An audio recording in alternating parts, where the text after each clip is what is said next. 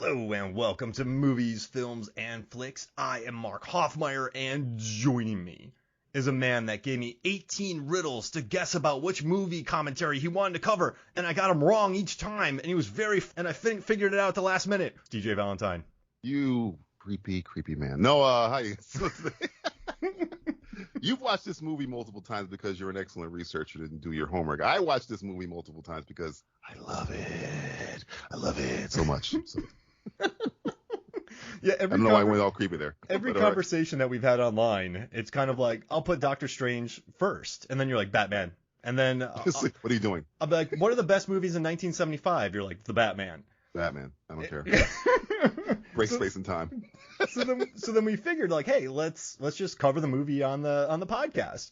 And then one day you were like, hey, Mark, let's do a commentary for the Batman. And since I'm up for anything, and you said that you and your co-host won't let you do bad movies, I was like, okay, let's do it. They only let me do bad movies. They only let me do bad movies. So every time I do it, hey, can we do Fury Road? They're like, no. We're doing Police Academy 3. Oh, great jet ski chase in that one. Oh, God. It was like 25 minutes of a jet ski chase. Very committed. 25 minutes long. Nick Rehack and I talked about it for about a half hour for one of the Movies, Films, and Flicks podcasts. Just a jet ski. It's shorter. You talked about it for less time than it is. It's so long. 80-minute movie, 40 minutes of jet ski. It's so much jet skis. I don't understand the geography of the chase. I think they're going in a circle. I guess. That's where I was just like, I think that's where we stopped policing. No, we saw Citizens on Patrol, and they were like, all right, Sharon Stone's here. We can leave. We're done. When Bobcat Goldthwait yells at a guy and he just falls off of his jet ski, that's peak cinema. And you know when people are talking about, oh, Breaking Bad, Madman. No. Mad. Bobcat goes, yeah. That's when you know. Peak TV, Breaking Bad. I say peak movie watching, Police Academy 3, Bobcat yelling. Bobcat. And Sweet Chuck.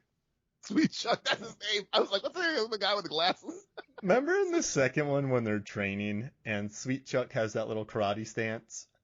And he kicks his shoe and the third one, I think, or second one, and it kicks his shoe and it flies in the Bobcat's mouth. Yep, and he catches it, yeah. We always do the drop every time we're on the show. If you ever listen to a whole bunch of our shows in a row, you'll always hear me and Matt will have this little exchange, and you don't know what it's from. Where Matt will go, "Oh, you killed it," which is from Citizens on Patrol. When they slam dunk the basketball house, I think, and the basketball, which breaks all levels of physics, goes through the asphalt because I guess house is so strong. It's like the ball would not whatever. But Bobcat goes, "Oh, you killed it." That's my last fond Police Academy memory. I say this quote all the time, like, I used to be a total jerk, but now I'm a real people person.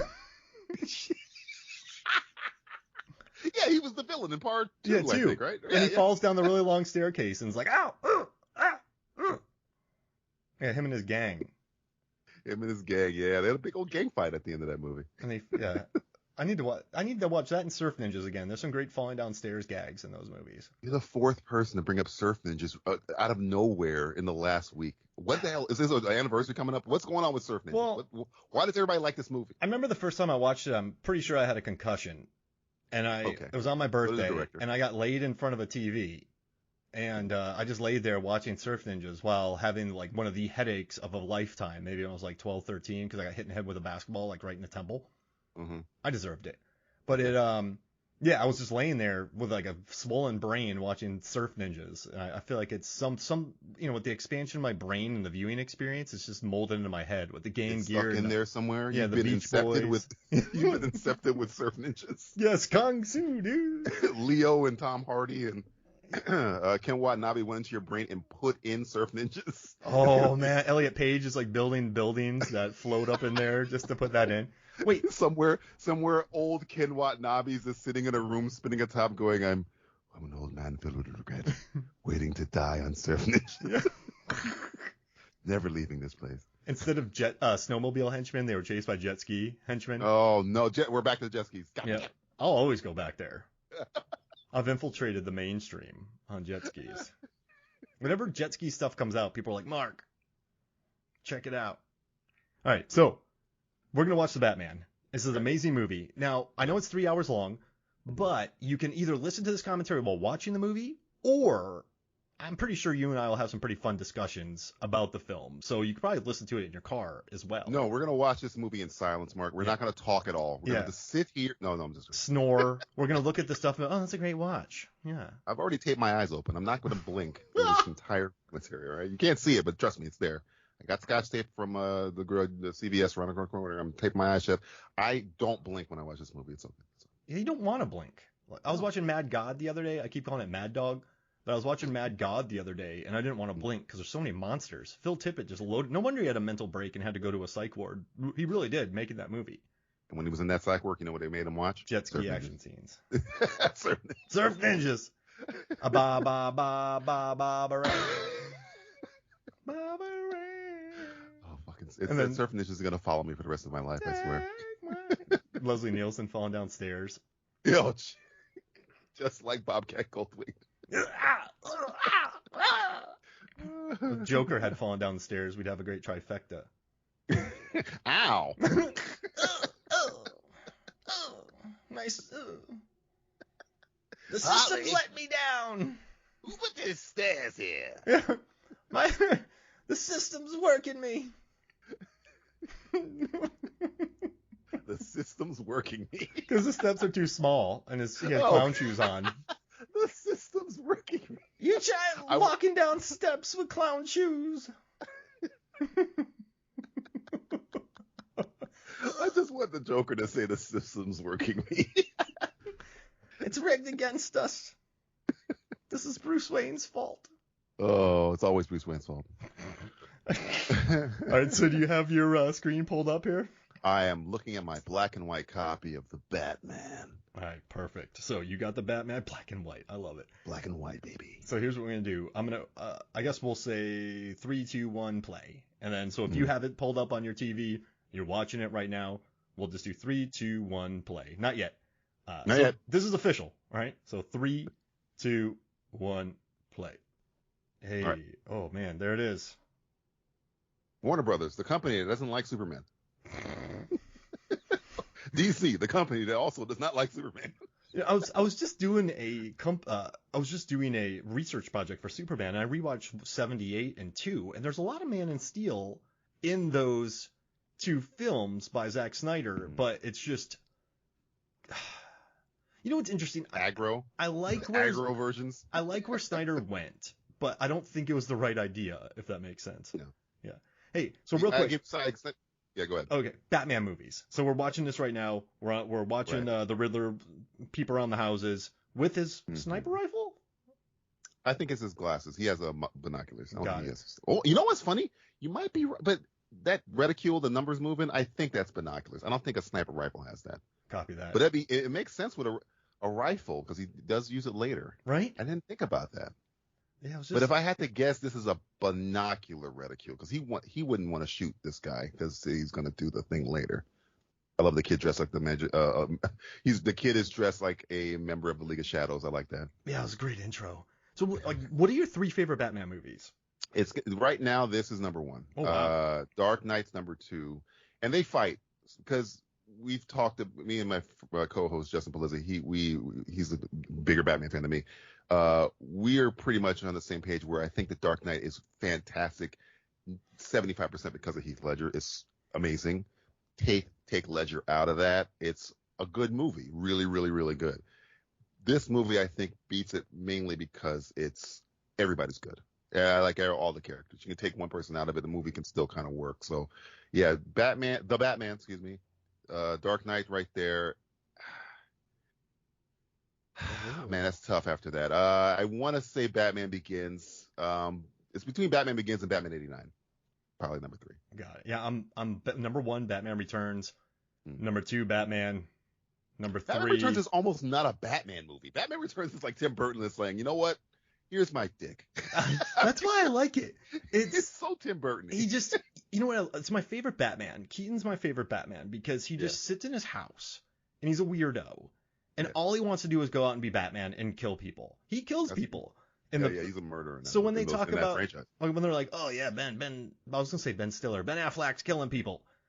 No, like Keaton was blowing up clowns and henchmen and murdering people. And DeVito, I remember watching that movie when he bites the nose and eats the fish. At least I'm not gushing blood. Yeah, that part. This blew my mind. And just watching Catwoman, Michelle Pfeiffer, Batman sits at home depressed, but when the light comes on, he's like, oh yeah, it's fighting time. Which makes no sense when the bat signal is against the wall. Yeah. It's like, how's the bat signal hitting the wall of your mansion 700 miles away from the city? And it's parallel with the ground. See, but it's just of mirrors throughout the so weird, and it's so different, and that's why I like it. And then I'll say the Batman. This one is my number 3. I'll say that. This is the first jump scare of the movie. This scared the living shit out of me when he 2 scares when he's standing behind him. I was not paying attention. It was shot so well. Yeah. And then with the visceral yell he's about to do, it made me jump a little bit. I was like, oh my God, this is, and it's pulled from the Zodiac Killer. I mean, when people tell me why do I love this movie so much, I mean, how do you make something with a property that has been adapted, as you were talking about, already multiple times in multiple formats? You do what the other films and shows didn't do. Focus on Batman's detective work. Yes, Nolan and Burton touch on some elements of Batman as a detective, but Reeves centers this entire film on Batman being a detective. And most important, most people understand that Batman is like, you know, he hangs out with Superman, he's action-packed ninja stuff. But if you read a Batman comic book, it's Batman solving crimes, doing detective shit. Hence, you know, the first time he ever showed up in a book was called Detective Comics. So yeah, being the one of those things, I really thought this is how you make it different. You make it a combination of the Zodiac movie that David Fincher did and the Seven movie that David Fincher did. And I think that's why I think I love this movie, because it's something like with such an iconic character that I have never seen before. And I've always wanted Batman doing this stuff, being detective Batman. Is so good. And smart too that he's not good at it yet. Like, no, it's great. Yeah. He's not like, I love that. It's nice not having like a omnipotent Batman in this movie. Right. I mean, when Riddler at the end is like, wait, what? Like, he's like, are you serious? Yeah. And I remember he makes many mistakes in this movie. Yeah, he does. My favorite scene in this movie, we'll get to, is Gordon and Batman making a mistake. Mm-hmm. And it's like, oh wow, this is, I mean, and essentially this entire movie is Batman realizing his mistake, which you find out at the end where he thought that, you know, vengeance was the way, but it's not. It's, you know, he had to be something else. Now this scene right here is going to culminate as the beginning of the greatest opening 30 minutes of any Batman film ever. Oh, this narration this is my friend Justin, who's again Batman aficionado. This is the first thing he was like, oh, this movie's gonna be good. Because first you got the narration. This is so good. And the fact that he's now underlining what Batman is. He is fear. He doesn't even have to be there, and people are stopping crime. Like there's that scene in The Dark Knight, the opening of The Dark Knight, where they see the signal and like, oh, I'm good, man. I'm not doing a drug deal. Mm-hmm. This is just up to the umpteenth degree. You're seeing crime all over the place, and as a viewer, as a criminal, you don't know where he's going to pop out. You don't know if he's watching this crime. You don't know if he's watching this crime. You don't know which crime he's at. And the fact that you don't know and they don't know, that's what makes him scary. That's what makes him freaking Batman. So when he does show up, you're like, oh, I've just drawn the shortest straw of them all. I mean, it's a gigantic city. I mean, you look at it's kind of based off of New York City, and with all the different boroughs and I mean, you kind of have to get unlucky to almost get caught by Batman because of all the crime. Right. Yeah. But it's the fact that the people who do get caught, hey. So the fact that you're like, okay, if there's any threat of me catching that kind of ass whooping that this guy is about to catch, do you risk it? And because the city has so many nooks and crannies and boroughs and shadows like that we're seeing right there, you don't know where he is. So you've done something that regular people are afraid of crime. Batman has done it to criminals, where you don't know where a criminal's going to come out and rob you. And the criminals don't know where Batman's going to come out and beat the living shit out of you. It's like that I think they've touched upon in Batman 89, and they did a pretty good job of it in The Dark Knight and Batman Begins. But this is just 30 minutes of them hitting that, putting you in the world, hitting the fear. Like this, here we come right here where You don't know, because when I'm watching this movie, I don't know if he's going to take all these guys out. I was like, maybe he's going to take this guy out. Never takes this guy out. It's just the fear of, like, this guy is scared shitless. Like, look at this. He's nowhere in this area, and this guy's pissing his pants. That's Batman. I mean, any dark alley, anything. Anywhere. It's good fake rain work, too. I'm a big fan of good fake rain because I've seen so much bad fake rain. But, yeah, they definitely loaded this thing up. Looks beautiful. Now, we're about to get into probably one of the best trailer moments, I think, of the last several years, where Batman absolutely pummels one of the gang members. And it's such a brutal, brutal moment from Batman. Like, how did you feel when you first saw that? Like, what was that? I did. When I watched the trailer, I was like, yes! But when I watched it in the movie, I was, I did have a different show called DJ Valentine Has Issues where I talked about Batman killing. And I'm not a big fan of Batman killing at all. But when I say that, and when I said that, I didn't really emphasize the point where I don't think Batman should kill at all. That's what separates him from everybody else. But don't get it twisted. Batman ain't going to kill you, but he's going to beat the living shit out of you. You're not going to commit crime ever again. Yeah. He's going to beat you to a point where you're like, I'm in traction. I'm going to be in a hospital bed watching Surf Ninjas because Batman beat the living crap out of me. My ribs are jelly. Right. Even if I'm not even there, everybody in this vicinity is going to be rethinking their life after this beating. That's the beating Batman gives you. And when he comes out of the shadow here, this is another thing I love. The fact that, and this is a sound editor, I'm not sure who did the sound for this movie. It's fantastic. It's just the weight of Batman, how heavy he sounds, how methodical he sounds. And this is Batman, again, not a killer in this one, which is good. They make emphasis of that. But he isn't here to save anyone. Batman's not a savior yet. Batman is here to fucking punish people. Yeah. The guy on the floor is just a bonus or just whatever consequence of what he's about to do. He's not here for him. He's here to punish these guys for committing a crime. He's not here to save that guy. No. And the part where he walks over to the guy, please don't hurt me, because Batman doesn't, at this point, he does not. He's here for him. He's here for all of them, and that's what I love. It's like, oh man, this is good. This is good shit. And just the boots. He doesn't have the regular bat suit. I mean, I know he's young. But the combat boots, the armor, he just looks so cool. And also, I love the way Greg Fraser shoots this movie, and we'll talk more about him. Oh, here it comes. Boom, boom, boom. My just God, Jesus. Absolutely smashes him to the ground. But Fraser, I like that there's really no... It's excellent photography, excellent, but I don't think there's not a lot of style to it. It's very, in a certain way, it's very meat and potatoes. Love that shot. Love that shot when he gets up. Right, but like that's just him centered with people, like the framing, the cuts. It's just very effective camera work that still looks beautiful and it's well lit. But I just love like Rogue One, Dune. Yeah, they just capture scale. And like shadow, like he knows how to capture scale and shadows so well, and pull you into a world. Like you're right at this point now. We're like, I don't know how many minutes in we're into the movie. 11 minutes in. I'm in. Okay, you got me. I'm in this. I'm in Gotham now.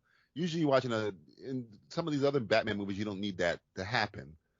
Where you're watching like a fantasy world, like a Tim Burton's Gotham. But this world is a world that you recognize. Mm-hmm. But this guy, like, I love this part where he's like, please don't hurt me. Batman almost forgot this guy was there. It's not him. Sorry, the man on the floor, not this guy. He was coming for him, but then he just changed this guy's life. You're never going to commit a crime again. You're now not in gangs. But this guy over here, he forgets this guy is here because he wasn't here for him at all. And the guy's like, please don't hurt me. He's afraid of Batman. Like it's because he's not a savior yet. He's not a hero yet. He's punishment.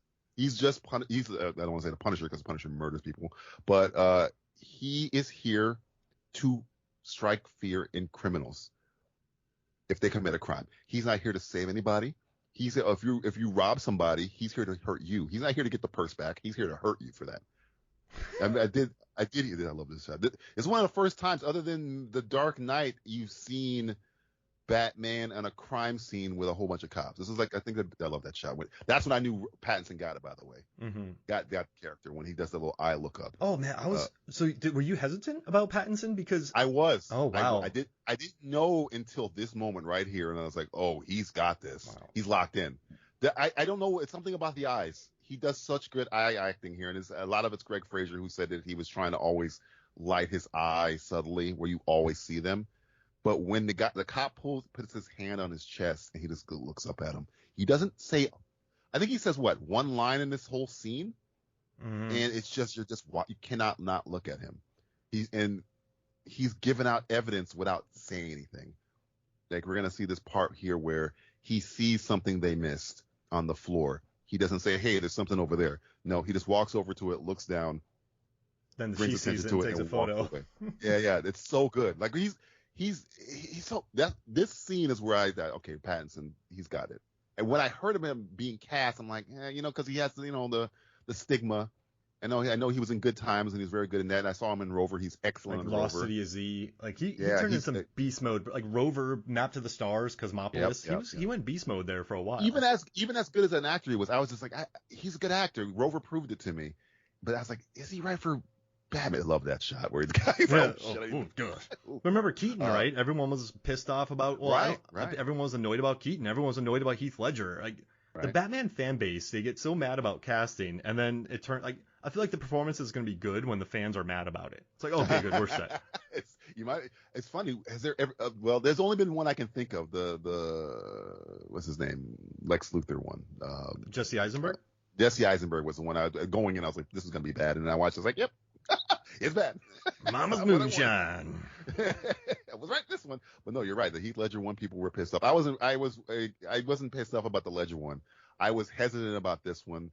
I was too young to care about Keaton at the time. I think I was like 11. Yeah, I was 11 when that happened. So I didn't care. I just wanted to see Batman do stuff. You weren't one of the 100,000 people who sent in a letter complaining about Keaton? I was like, hey, Batman, Prince. That was me. Prince? Oh, man. Yeah. Jack Nicholson just crushing it. That was the part right there where he walks over and sees the blood they missed, and he doesn't say anything. He just stands there, walks away. This suit, I love. There's a little Court of Owls reference there. There's so many little Easter eggs in here for fans. The suit reminds me of the Arkham games. That's why I like the chess piece thing, where it's kind of like an amalgamation of because I wasn't a huge fan of the Batman Begins suit, and the Dark Knight suit was almost too practical. This kind of is the amalgamation of the two. I do like it. I like it where it's a little off black because I did like Ben Affleck's gray on black. I do like that.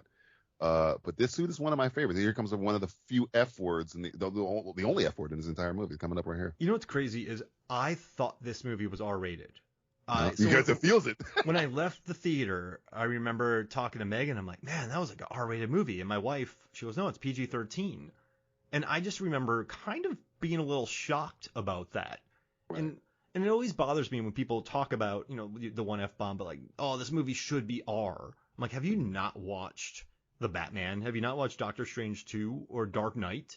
Like, or, the Indiana Jones films. Like, those have some, like, you can make brutal violence, a gnarly PG-13. That's not the issue. So I was kind of relieved when this was PG-13, because whenever I hear a director go, we're going back to R, we're going hardcore, I'm like, this movie's not going to be good.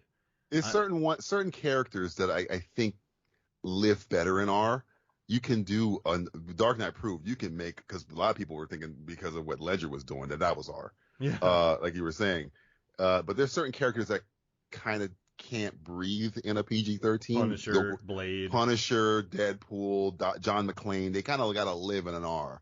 Batman can get very, very dark because a lot of Batman is not seeing stuff. Mm-hmm. It's, the shadows and stuff like that. You can do stuff and crime scenes, post-death. You can get away with a lot of stuff. So you can make Batman be an R. Now, I think the problem I have with Man of Steel and Superman movies is that they were trying to make that when they first started it, make it fit in the same universe as Nolan's Batman thing. And Superman doesn't need to be any dark at all. No.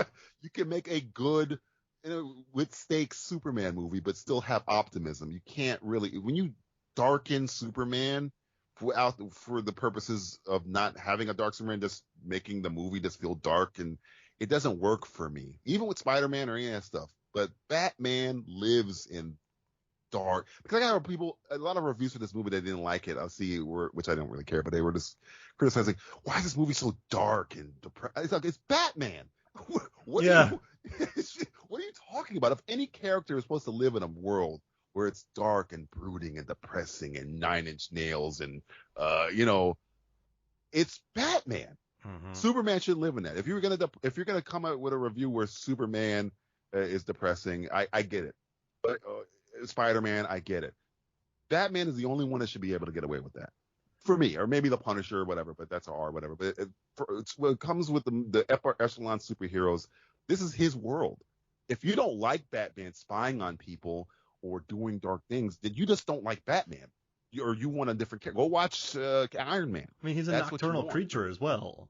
Right. The whole point of his whole purpose is that his origin is his parents were brutally murdered in front of him when he was 8 years old, 7 years old. Mm-hmm. We're gonna make a happy movie about that guy? Yeah. No. That's what makes his dynamic with Superman so awesome, is that Superman is the optimist, the Boy Scout, as Bruce always calls him, and Batman is diametrically opposed to him, but they find a friendship because Superman can be the light where Batman is the dark. They kind of touched on it in Dark Knight, where he was talking about Harvey Dent, where, he's the White Knight and Batman is the Dark Knight. He's not supposed to be that. He's taking on the burden of the work, the darkness. So nobody else has to deal with that shit. That's why I think this really got, here comes one of my favorites. That's why I want to be the Gray Knight. Because I can just, you want to be the Gray Knight? I can be in both worlds. You're going to be Gray Man. You're going to be Ryan Gosling. Oh, no, please no. Yeah, you love this moment. And I love this moment. And also, too, about Pattinson, where, for me, Batman is so dark, so broken. Bale, listen, I like those movies. I'm not hating on those movies. But if you're Batman and you go out at night dressing in a bat costume and destroying people, you're not going to be mentally all there. You're going to be like Pattinson, who is emo and a recluse. You're going to be like Keaton, who's certifiably insane. Or I guess Affleck. You said earlier, he's not refined yet. You told me earlier, when you were saying earlier, that he's not fully, he's only Batman now. He doesn't know how to be Bruce Wayne yet. Yeah, so I love him living in this dark world of, as soon as he comes home, he doesn't hang out with his buds and go get brunch. He looks over his night. He examines the footage. I mean, this is what he's doing, and I like that about him.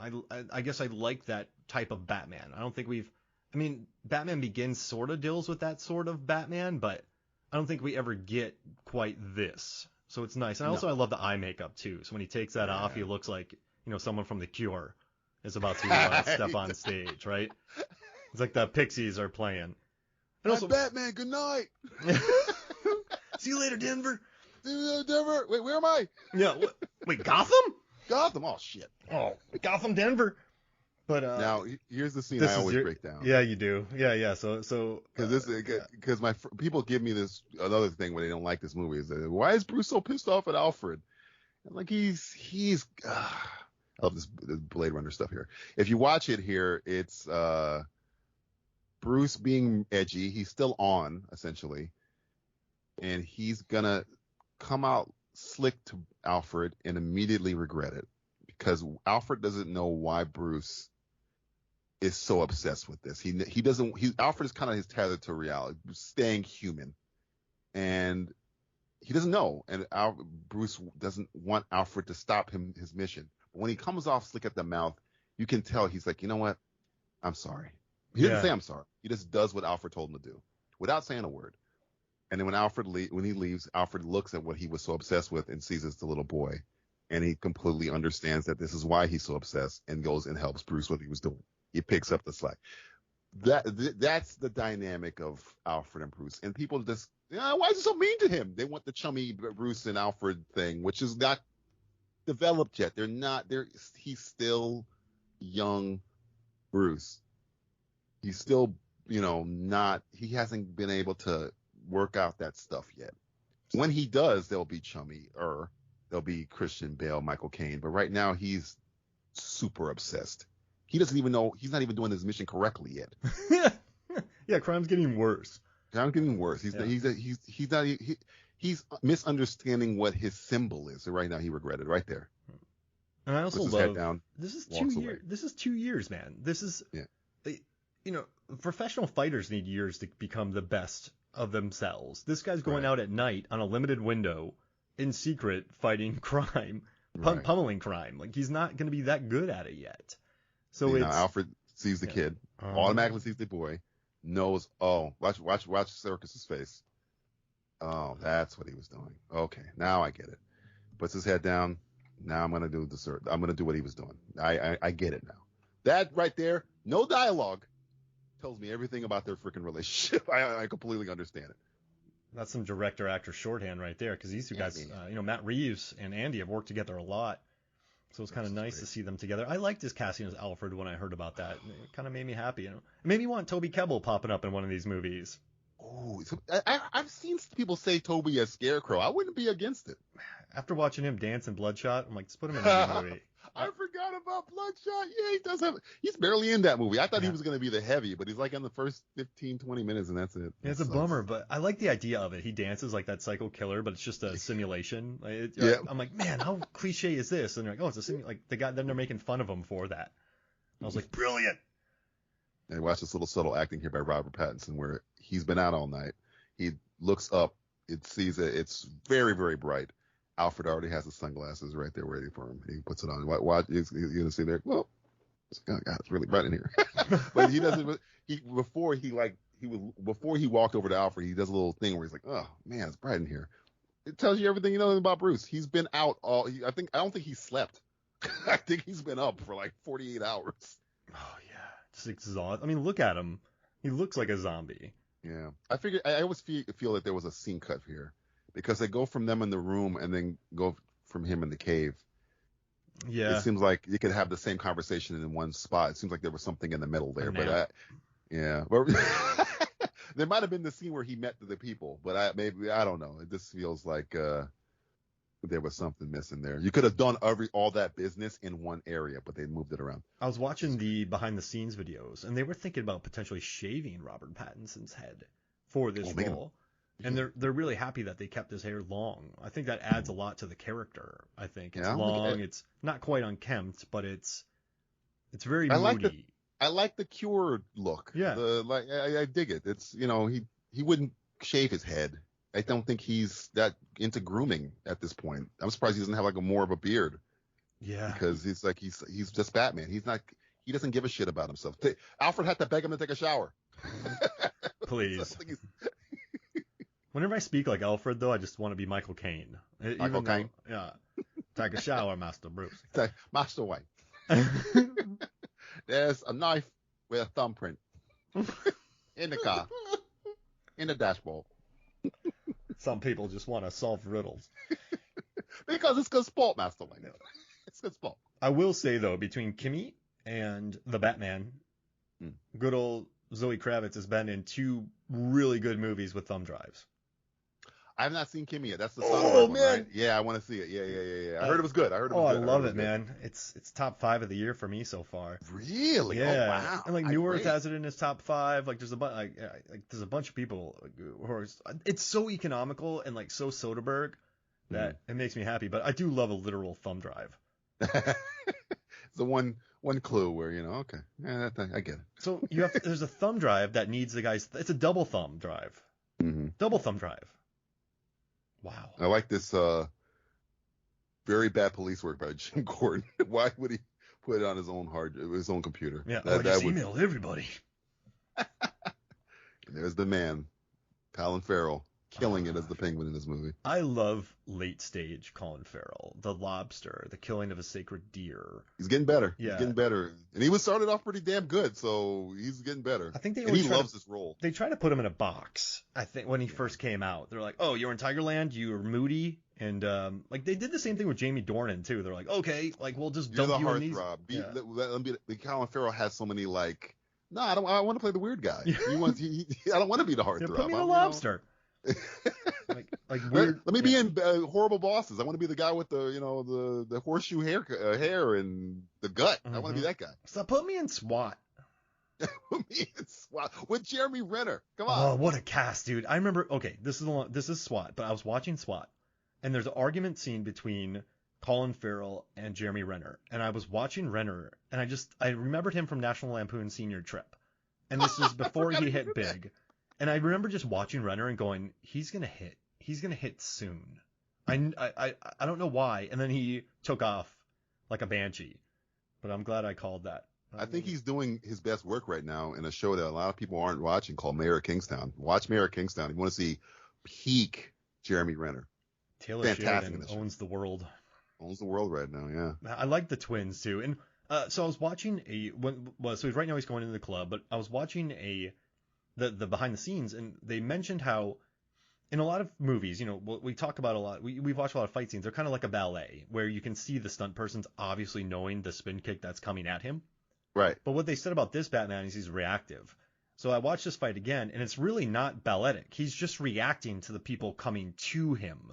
This isn't, see, he didn't see that coming. He didn't see that coming. He wasn't, that's, the stunt coordinator did a wonderful job here of, it looks like a real fight. Exactly, of creating a Batman who doesn't read punches and it isn't like balletic in movement.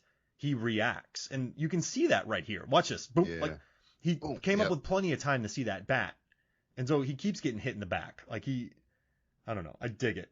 I think they hit the sweet spot here. I mean, the best Batman fight is still, and it's a horrible movie, is Batman v Superman in the warehouse. Though he's killing people, I don't really like that. But here, when Nolan first started, the bat fights weren't that well. I think he was trying to figure out how to shoot him. Mm-hmm. I think he just wanted Batman to be like confusing, like you don't know where he's coming from. I think this hits the sweet spot of the Snyder Batman fighting and the Nolan Batman fighting, where it feels real, but it is cool looking shit.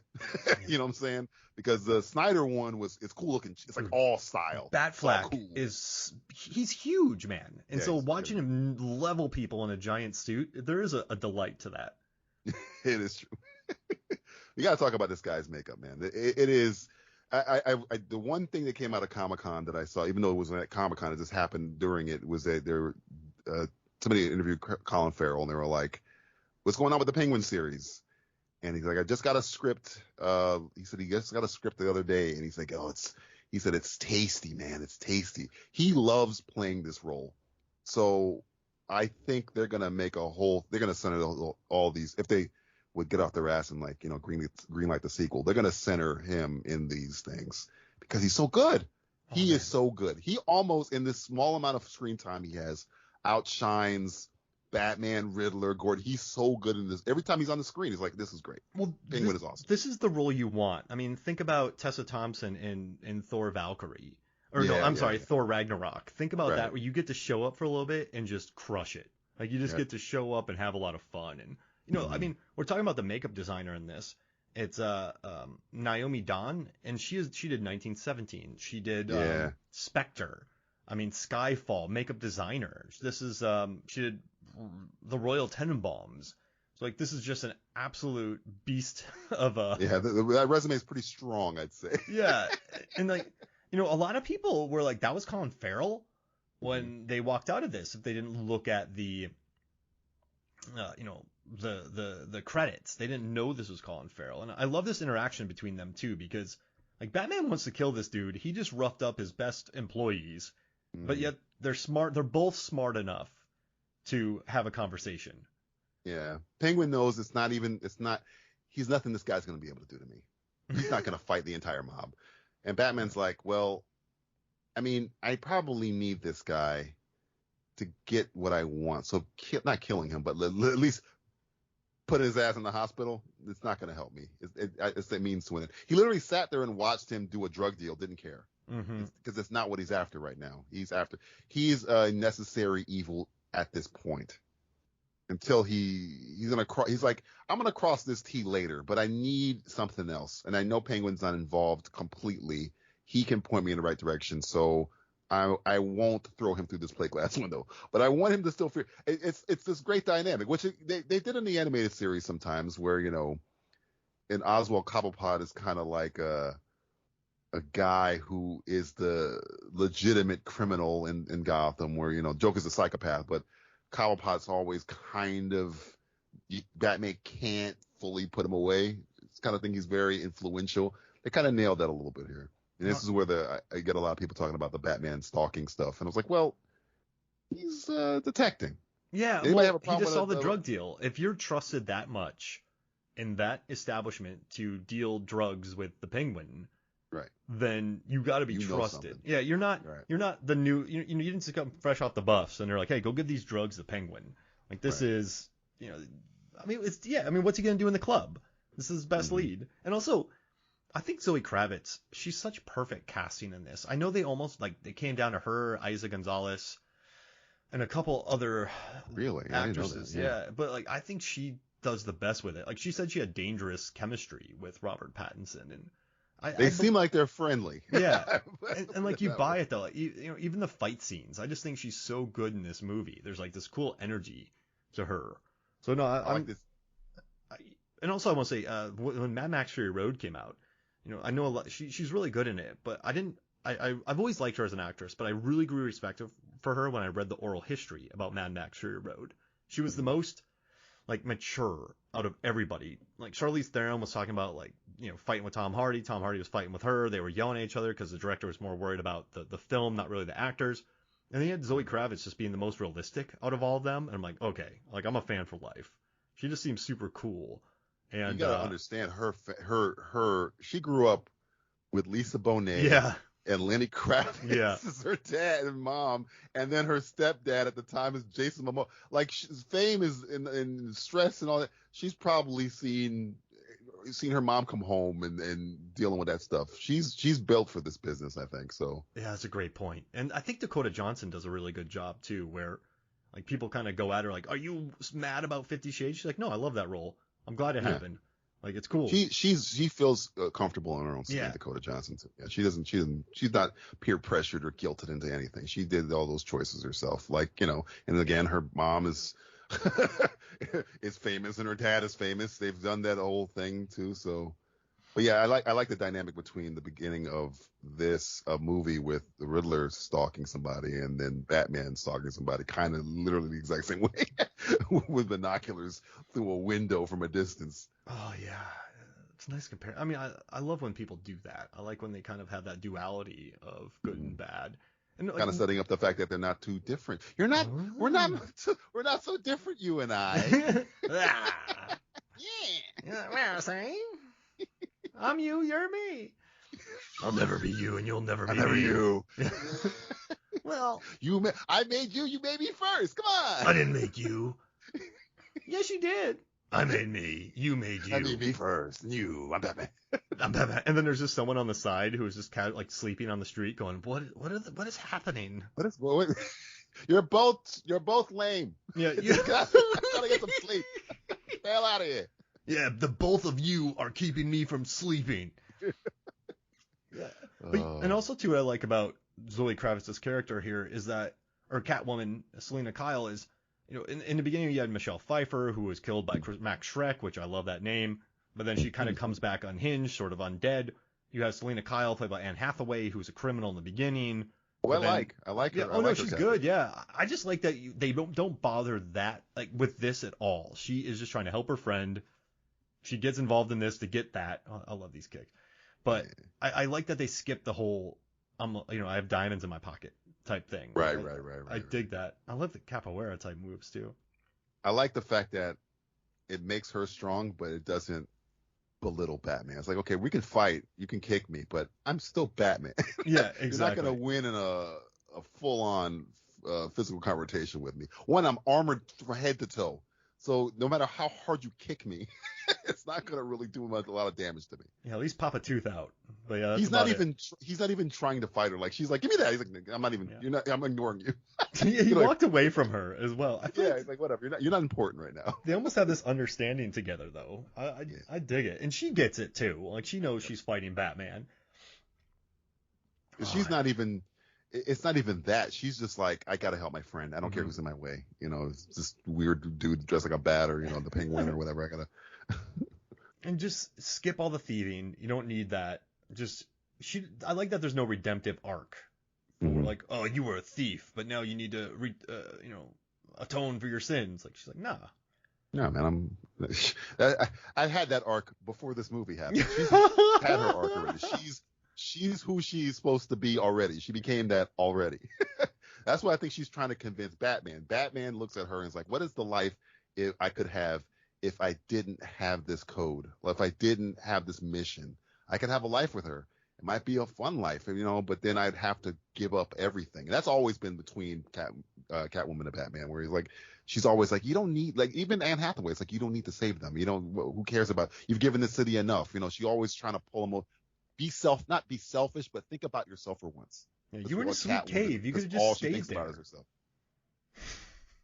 You never had to leave that cave. Just chill in there. You don't have to save Gotham. I don't think they would hang around in Batman's cave. It's got to smell it. It's got to not be I don't think Alfred's Febrezing that cave. I think it's pretty dank. That's a new data article. How much Febreze? Yeah, how much Febreze would it take to make the Bat Cave not smell like mildew and bat crap? I do love the warm lighting that they use in this. There's not too much harsh light, which I kind of. I mean, it's at night, but I kind of like the lack of fluorescence. It's more of a warm. Whereas Nolan's world, I think, is a little cleaner, is a little bit more fluorescent. I kind of dig how they switched over to that. I dig all the warm lighting in this film. This city designed by the way it looks. It's got the claustrophobia of Tim Burton's, but it got the realism of Nolan's. It's such a good amalgamation of both of them, because Nolan's is like was it Chicago, I guess, or Pittsburgh? No, it's Chicago. That was all over the place. They use like. They were in Chicago, and then they were in Ohio. Ohio, yeah. All over the place. But Tim Burton's one, it's like a gothic painting where it's like everything is on top of you. It goes up to the moon. It goes up into the stratosphere. Everything is huge and this feels like it's just so like every time you turn around, you're bumping into something. This city. Where it's got that kind of claustrophobic stuff, but it also looks practical, like a real. Even though they shot this, did they say where they shot this movie? Was it it was in the UK, was it not? Oh yeah. Wasn't it? Was it Prague or? Oh yeah. No, it was what country was it? Was it Ireland? Russia? I thought it was.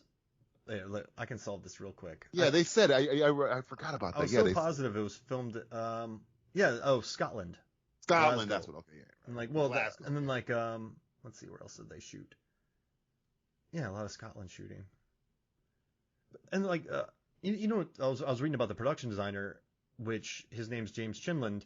I mean, the dude worked on 25th Hour, The Fountain, which I think is beautiful, Avengers. He also worked on War of the Planet of the Apes and Dawn of the Planet of the Apes, so he has a nice shorthand with the director. But he also worked on Lion King, and I feel like the Lion King is almost directly responsible for where we're at now with a lot of the the massive expanse, the wall that they're using over at Disney, because they use they use the LED screens here as well. They worked on Lion King, and Favreau got so tired of the green screen, he's like, and blue screens, like there has to be a better way. So he did the production design for the Lion King. I bet he learned a lot of tricks. He talked with Favreau. He comes on this movie. He works with Greg Fraser, and so I really think there's a good blending of practical effects, VFX, and then production design in this film. Like it's done. I know I'm gushing on it, but I kind of like seeing the evolution of this guy. And also too, one thing I really love about Matt Reeves is when he shot the first Planet of the Apes movie, he was in New Orleans swamps, and he said he had walking pneumonia, and that everybody was hating him, and he had like IMAX cameras in the swamps shooting. Giant cameras bigger than him on his shoulder, just in the swamps fight. And they're like, well, you can't do visual effects in the swamps, like you need to have CGI, you need to have a studio.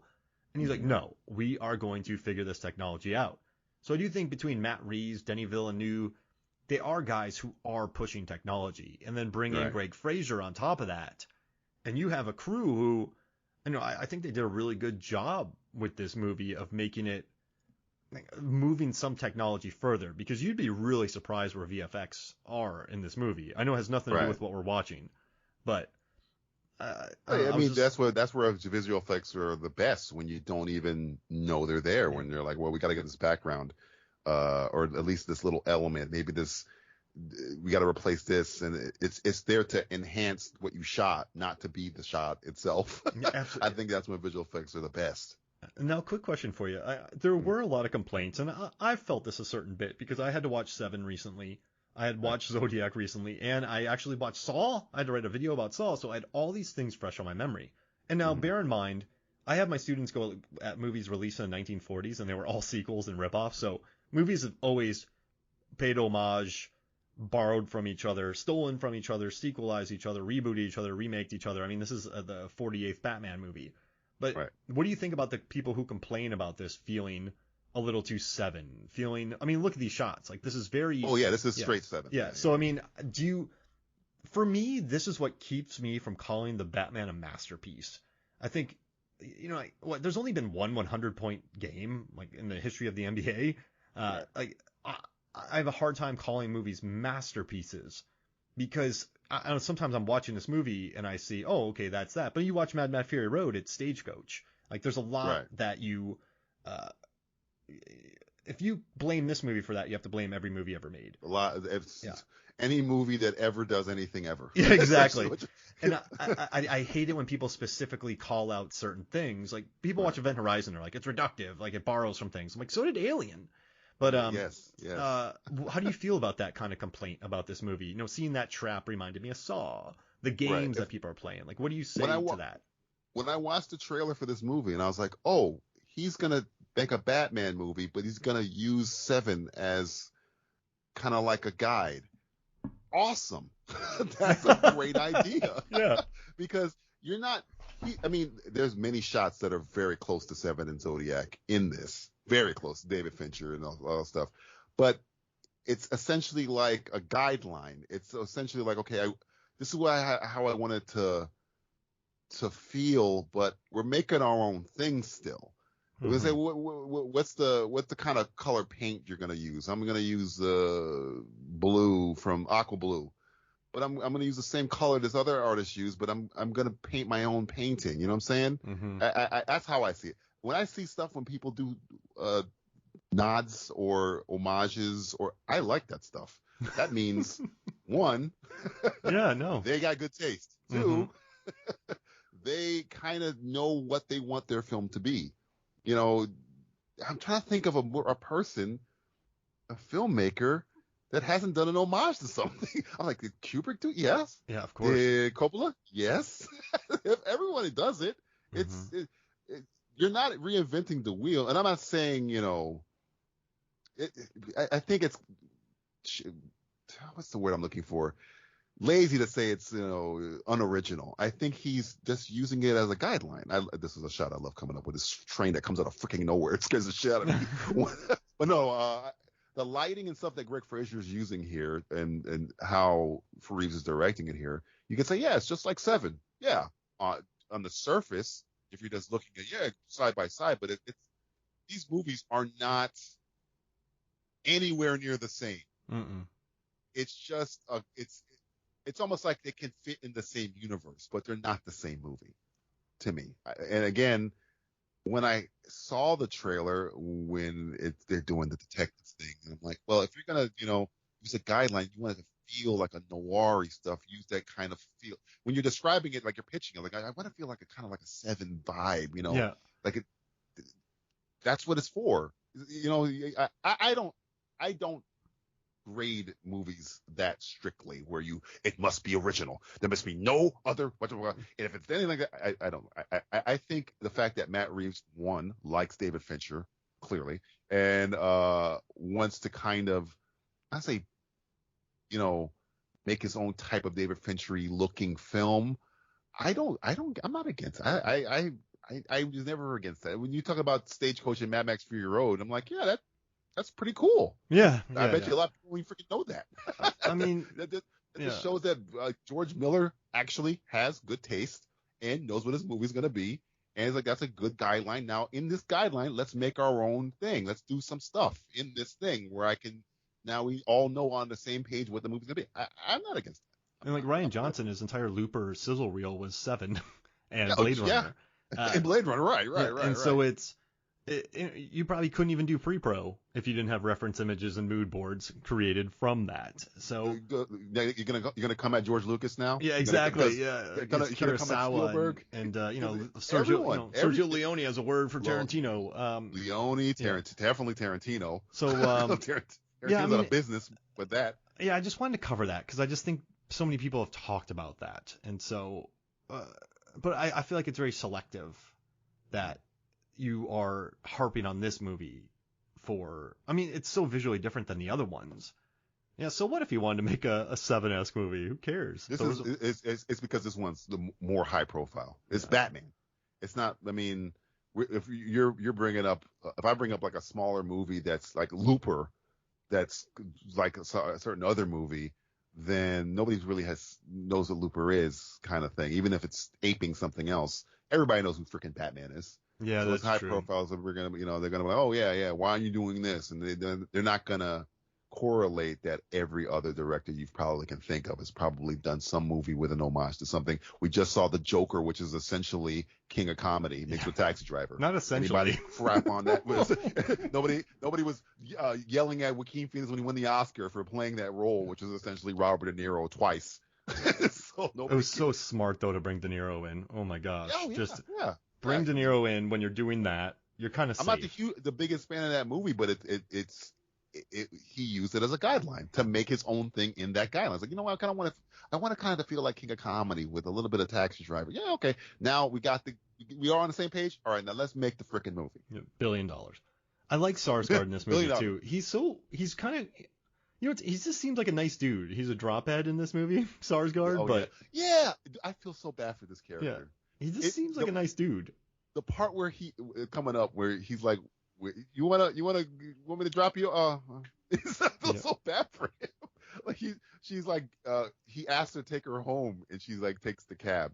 And the underlying thing is, if she would have taken the route, she would have been captured too or killed too. But she takes a cab, and Sarsgaard's face when she leaves is just so like, oh man, he's like a puppy. You gotta get your head blown off soon. Just he has an interesting warmth to him here, and I like that a lot. I think if you're gonna bring in a day player or like a week player, you definitely bring in Rachel Dawes' husband. Yeah, I agree. Do it.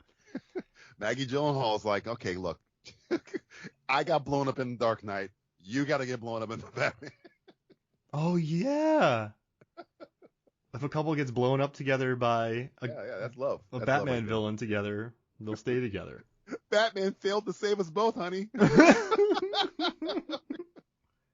Oh man, this always makes me cringe. I don't know how she takes this contact lens out with those nails. Oh yeah, in the bathroom. Oh my God! I go, oh Jesus, careful, just careful, don't stab yourself in the eye. The scene is good here too when Carmine comes through, Turturro comes through. When Penguin walks by, he looks like he's like high. watch when Penguin walks by. He's like waddles by. It's not a good look. Who do you like better, Turturro's performance, or do you like Wilkinson's from Batman Begins? I think because it's more of Turturro, it's easy to say Turturro. But Wilkinson's great. He's not in it a lot though. I think he has 3 scenes? He just levels Bruce Wayne in a restaurant, or just with words. He just insults. What are you gonna do? You're gonna do.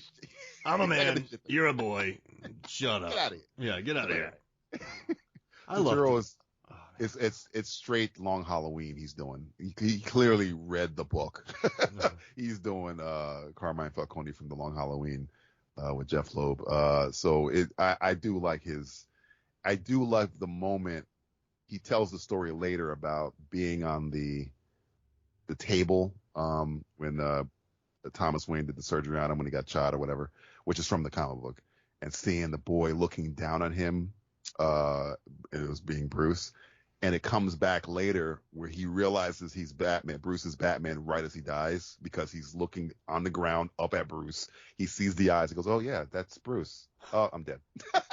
I love that moment where it's like, and again, he doesn't say anything. It's shot how he described it. I was on the table and I looked up and this boy was looking down at me, and then he gets shot by the Riddler, and he goes, "Oh, I was on the ground. I'm looking right up at this freaking Bruce, the same eyes looking down at me." So yeah, I did like that. That part right there. It made me feel so sad for him. Like, oh, all right, okay.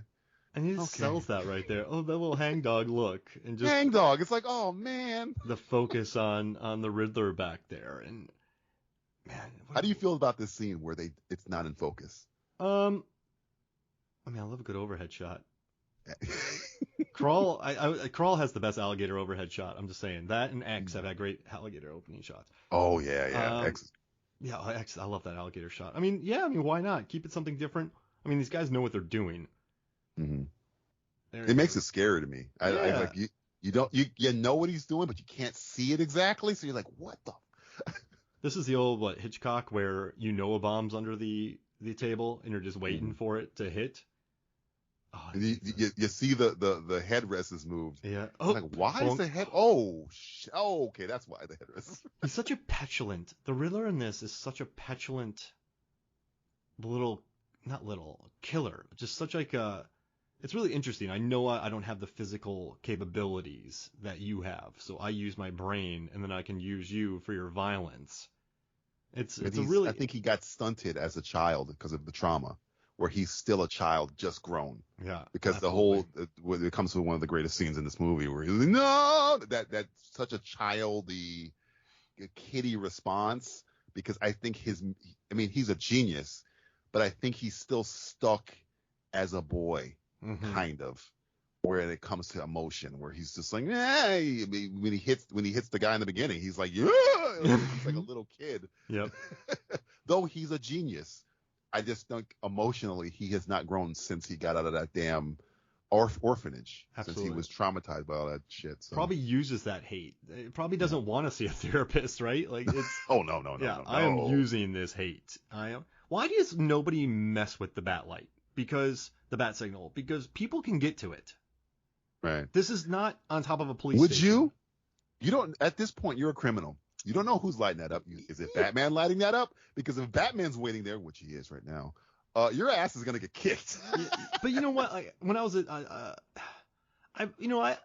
ran amok when I was 18, 19. You don't think that much in advance. Like, go turn the light on.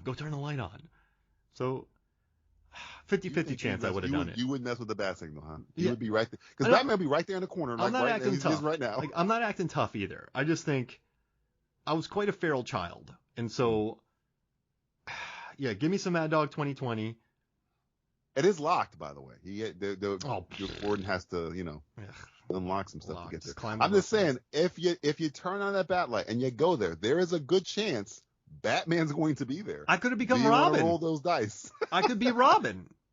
Okay, you're gonna Robin your ass off the edge of that building. How'd you become Robin? Well, I went to turn the bat light on. I got beat up. He felt bad, and then I haven't left since. Tim Drake became Robin because he robbed the Batmobile. So maybe it has happened. That's the origin story for the Mark Robin Hoffmeyer. Hoffmeyer. He sort of the back suddenly. He started mooning it. I don't understand. Batman wasn't even angry. He was more confused. That's what you do to Batman. Instead of acting rationally, you just do something really silly. What a shot right there. I mean, look at that. Look at the right there is where they're using the wall.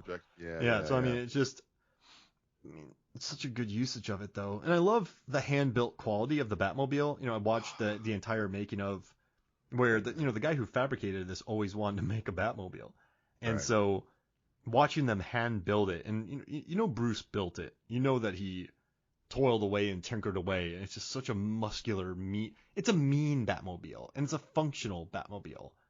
I really I like it. I think you think Alfred was involved in this? I'm pretty sure he's put. I mean, people need to move in, like every building montage, except if you're Robert Duvall in Days of Thunder. There's always a couple people building.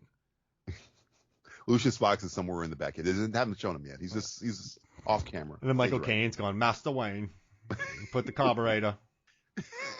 A carburetor, Master Wayne. It's the most important part of a vehicle. Vroom, vroom.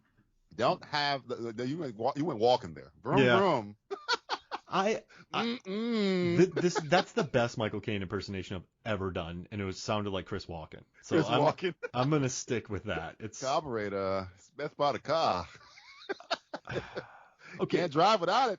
Oh, I love this cufflink scene. Like, well, you're not one of them. Like, your dad gave them to me, you idiot. Yep. Every time he like lashes out, he always feels bad about it. Like, fuck. I mean, listen, when I'm sleep deprived, I'm weird, right? Yeah, you're an asshole. Everybody's an asshole when I don't have enough sleep. water in me, I'm weird. So, like, he's not hydrated. He's tired. Like, it doesn't, listen, I'm not condoning snotty comments, but come on. Yeah. And also, I was watching behind the scenes footage and they deleted they had some scenes in the script. They might have filmed them that they deleted, but, Alfred's the one who trained him in hand-to-hand combat. So they're not. He's ex-military. Yeah, they're not friends. Like, Alfred beat the crap out of him, showed him what he knew because he couldn't be a father figure. So they probably do have an adversarial relationship between them. They hint at it in the movie where he says, like, I tried to teach you, how to, I think he says, try to teach you how to protect yourself. Triple nut kick. Triple nut kick. But yeah, every which I love, every incarnation of Alfred, he's either, I think in the comic books, he's ex-medic, ex-MI6, and then, I think in Dark Knight, he goes, I was in Burma. He was a mercenary or whatever. But yeah, he's always got some military background. And it's clear that Alfred had a military background. I think that's what the wound is with the cane.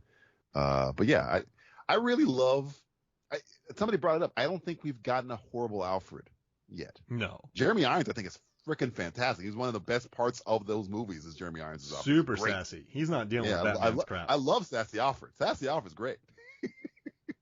Jeremy Irons hit the head. Mr. Irons, you knocked it out of the park. You're one of the best parts of those horrible, horrible films. Now, quick question. Where exactly is the Penguin Oz Cobblepot in this organization right now? So he has the club. I think he's a capo. Like, he's like number one lieutenant. He does all the dirty work. He's like the last guy you talk to before you talk to Falcone. That's how I see it. Where, Falcone doesn't want to have to deal with all this shit. So, hey, Penguin, you run the club. I make you think that you're bigger than you are. People come report to you, but everything you do goes through me. Everything. So, like, he's like right under him, I think. Got it. But it's still, but he's still very much so not the leader. I dig it. Right. No. I think Falcone knows how to manipulate everyone. He knows how to manipulate Penguin. Make him think he's, the king. But at the end of the day, Falcone knows he's the king. He doesn't need to, boast and brag and show up at little events. Though this is showing up here, but like he's fine with the Penguin being the kind of the face of the organization because he wants to rule. He's ruling not just the mob. He's ruling the cops. He's ruling the politicians. He's ruling everybody. Yeah. So when he's dealing with the politicians, he doesn't have time to be dealing with the low-level scumbags. Penguin can run that crap for him. I always love the big bosses when they have to deal with something on the street level, because they're so annoyed. Whenever you see it, whenever you have to see like a director on a set or just something having to deal with something that they should never have touched them, I love it's the same look on same look and tone of all of them. What do you think about? Me and Justin have a theory here, and they never answer, and they probably never will. Is this Joe Chill that we're about to see? Oh, the guy who killed the parents. Not the guy that we see later at the end that says I'm vengeance. The guy who's talking to Bruce, not this guy. Mm-hmm. That's Frank. That's Frank Cold. Yeah, Frank Cold. No, Victor Freeze, Frank Cold, Joe Chill, Tommy Ice. No, this guy right here. Scum sucker. I for some reason I think this is Joe Chill. I don't know if it's they might have cut around it where it's not him, but it makes sense to me that it's Joe Chill because he says the rich scum sucker seems like it's pointed at that's probably why he killed Thomas and Martha. I don't think we're ever gonna find out. I think it's Frank Joe Cold. Chill's the one that killed Frank Cold. Frank Cold. It's Frank Cold. Yeah, he killed Batman's parents' uncle and aunt. Because that's that shot where he disappears into the shadows. It's like what that seems like it's way more important than it is. Though he does come back, he's the last guy at the end, but it just seems like it's more than that. Like that was Bruce brushing up against the guy who started him on this mission thing. They're saying something there. There's that wasn't an accident. Matt Reeves knows what he's doing. Because if it was just a guy at the end, they didn't need that shot where he falls back into the shadows. It didn't need that. We all know Paul Dano's the Riddler, so it's not like we're trying to pretend that maybe that guy's a Riddler. He's something. So yeah, I don't know. He's Frank Cold. Frank Cold sounds like a CBS detective in 1997, like, you know. Detective Frank Cold's on the case. He's teamed up with a lawn gnome who turned alive, and together they solve crimes in Pasadena. God damn it, Frank! You're the worst cop I've ever seen. Yeah. You're good at your job. I want your badge and your gun, Frank. That's cold. That's cold, Chief. Frank Cold. Frank Cold. Oh, I'll give you the cold shoulder. They got an entire choir of young boys dressed up for this funeral. You just call Here's cold. one of my few things I would change about this movie. It's coming up maybe in the next 10 minutes, so. This car is, it's driven well. He does say he's driving that car. I don't know why he would be aiming for those children. Yeah, I'm an orphan. I'm going to blast some people here. That's too much for him, right? Or no? Well, no. Remember, this is Sarsgaard behind the wheel. Yeah, Sarsgaard's driving this car. So why is he aiming for those people? Yeah, he drove right into the seats. Sarsgaard doesn't care. No. Well, he does. Even in this scene, this is the one thing I would change. I'll mention it now because it's going to come up. Not change, but like, he knows the Riddler has him, and he's probably not getting out of here alive. Okay? And I kind of didn't want the bomb to explode right in Batman's face. Yeah. Without some kind of damage. So I kind of, if I was to change anything or just add a line, because there's a line where he says, Batman asks him, what is that? He goes, no, he didn't ask that. He doesn't want to give him every information because I got a family. If Sarsgaard's character, I think his name is Coulson, says something to Batman like, I can't stop it, but you can, and like runs away, stop him, and runs away, so the explosion is not directly in Batman's face. Yeah. So I would do that because it's clear here he is not just trying to live. Because he asks him a question, Batman asks him a question, he won't answer it because he goes, no, I can't tell you that. I can't tell you that. So I think he's reserved himself to the point that he's going to die at this point. Got it. And I think so why take it would have saved the error of how did Batman survive a bomb to his face? Yeah, that was a lot. And because, I mean, shrapnel moves pretty quick. Yes. And he's going to catch some of that in his jawline. And it wasn't a small bomb either. No. It's a pretty big explosion. That's the problem with movies like these. So you make something like, the bombastic Batman and Robin or Batman Forever. Something explodes near them, they're just going to fly. It's fine because of the bombast. But then you make something so grounded and you show the scars on Batman and then you blow up a bomb in his face. That's when the door opens up a little bit for complaints, I think. And also when he hits the bridge. It is interesting. I was part of I write for a group called the Film Theorists, and they were talking about the armor of Batman. They're like, Batman would never survive that. But after some research, they're like, actually, that armor would exist, and bullets would not. He would be really, really fucked up. Yeah, they're like, actually, if it was that close, there is armor that can protect that. And everyone was depressed because they're like, yeah, we got an angle, and they're like, oh no, well that. But like they went so far to even look up that, and then they blow it up. But it's I don't know. This whole thing, like, if he changed to, he realizes maybe I can save my family, and maybe Batman can stop this guy from maybe going after my family, and like pushes Batman away and like runs away, so the bomb won't kill Batman because he knows that he needs Batman to live to stop the Riddler. Pushes Batman away. The explosion still knocks Batman down. Put some soot on his face. And maybe when Batman wakes up, just have one guy, like there's you can hear some like mumbling, like cops are talking as he's waking up. Mm-hmm. Have one guy say, take his mask off. And then some other guy say, we tried the EMT still unconscious from the shock he got. That's all you got to say. Mm-hmm. Then there's no, like, why didn't they take his mask off when he was unconscious? If you say an EMT got shocked trying to take his mask off, like I think in Dark Knight, the Joker tried to take his mask off and he gets electrocuted because the cowl usually has like a countermeasure so that people can't rip it off. That's one of the things I would just add to this, and it would make it fun because it's very unlikely that one, Batman survives an explosion to his face. Two, if he was unconscious, two, if it was an explosion to his face, there would be no damage to his face, like nothing. There's no smoke on his face, no cuts, nothing. And 3, if he was unconscious for that, they moved him and they didn't try and take his mask off. I would need some kind of like countermeasure to his mask, like they tried to take Jeffrey it off. Wright wouldn't let him do it. Or something. Yeah. I like the countermeasure thing because when it's established in the Dark Knight, like he has a thing where if you grab it, it'll stun you or something like that. I love this. So it's terrifying, but it's like so kiddie because he's just stuck as like a like you said, petulant kid. He's you don't get to talk about that. He's such a little boy, and this is very close to Ledger's in Dark Knight. Well, quiet, or what did he say? Listen to me. No, he says, get me some popcorn. Look at me. Oh yeah, look at me. Where's my shoes? Can never find them. Where's my tailored suit? That's what was good about Ledger's Joker, is that he would do that, and then he would do that. He would every once in a while get visceral. Look at me, and he'd go right back down. My favorite part about the Joker. Oh, sorry to interrupt. Go for it. Sorry.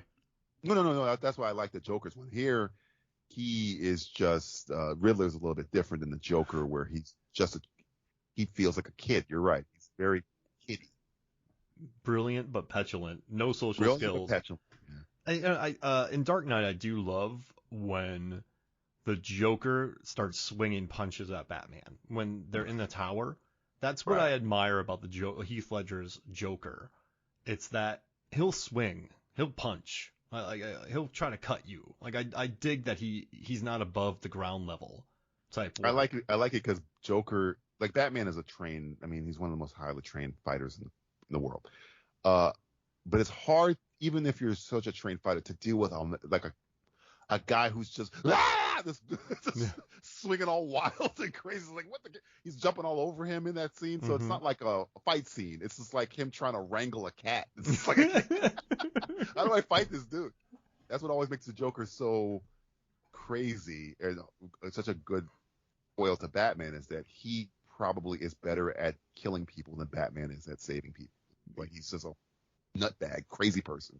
He's just as smart as Batman, but he's insane. So it's like I can't, even when it comes to a fight, eventually Batman will win, but it's like he's not going to come out of there unscathed. Joker's willing to break his own neck just so he can stab Batman in the damn leg. He doesn't care. It doesn't matter. And that's what I didn't like about Leto's Joker, is he's just talking the whole time. Like, like, hey, just get in there and throw a punch. I was so let down by him because his Joker, because I thought he was going to bring something to it, and he did. It's all on the cutting room floor. I mean, he tried something different. I do like when people swing and miss. I really do. I love the happening. See right there, he knows he's going to die. Oh yeah, he's done. If you would have pushed him away there, right in the face, and he had no time. None. So he 5 seconds before that happens, he's saying something like, I can't do it. If he should have just pushed Batman away, just so Batman wouldn't take a direct shot to the face. It's the one thing that bothers me about it, because you could easily just fix. It wouldn't be taking away from a scene. I would just add some stuff to it where it makes more sense. Put something on his face, cut his lip, anything. Jeez. Yeah, the concussion alone, like his brain would be mush. It would look like a lasagna that just hit a wall. Like right That's now. just leather. His cowl is just leather. It's not body armor. Like, at least Bale's was like reinforced. Oh yeah, super leather. Yeah. Oh, I love this scene though. Someone said what he does with his cape here when he flicks it back is reminiscent of maybe Arkham, or one of the games where he uses his cape.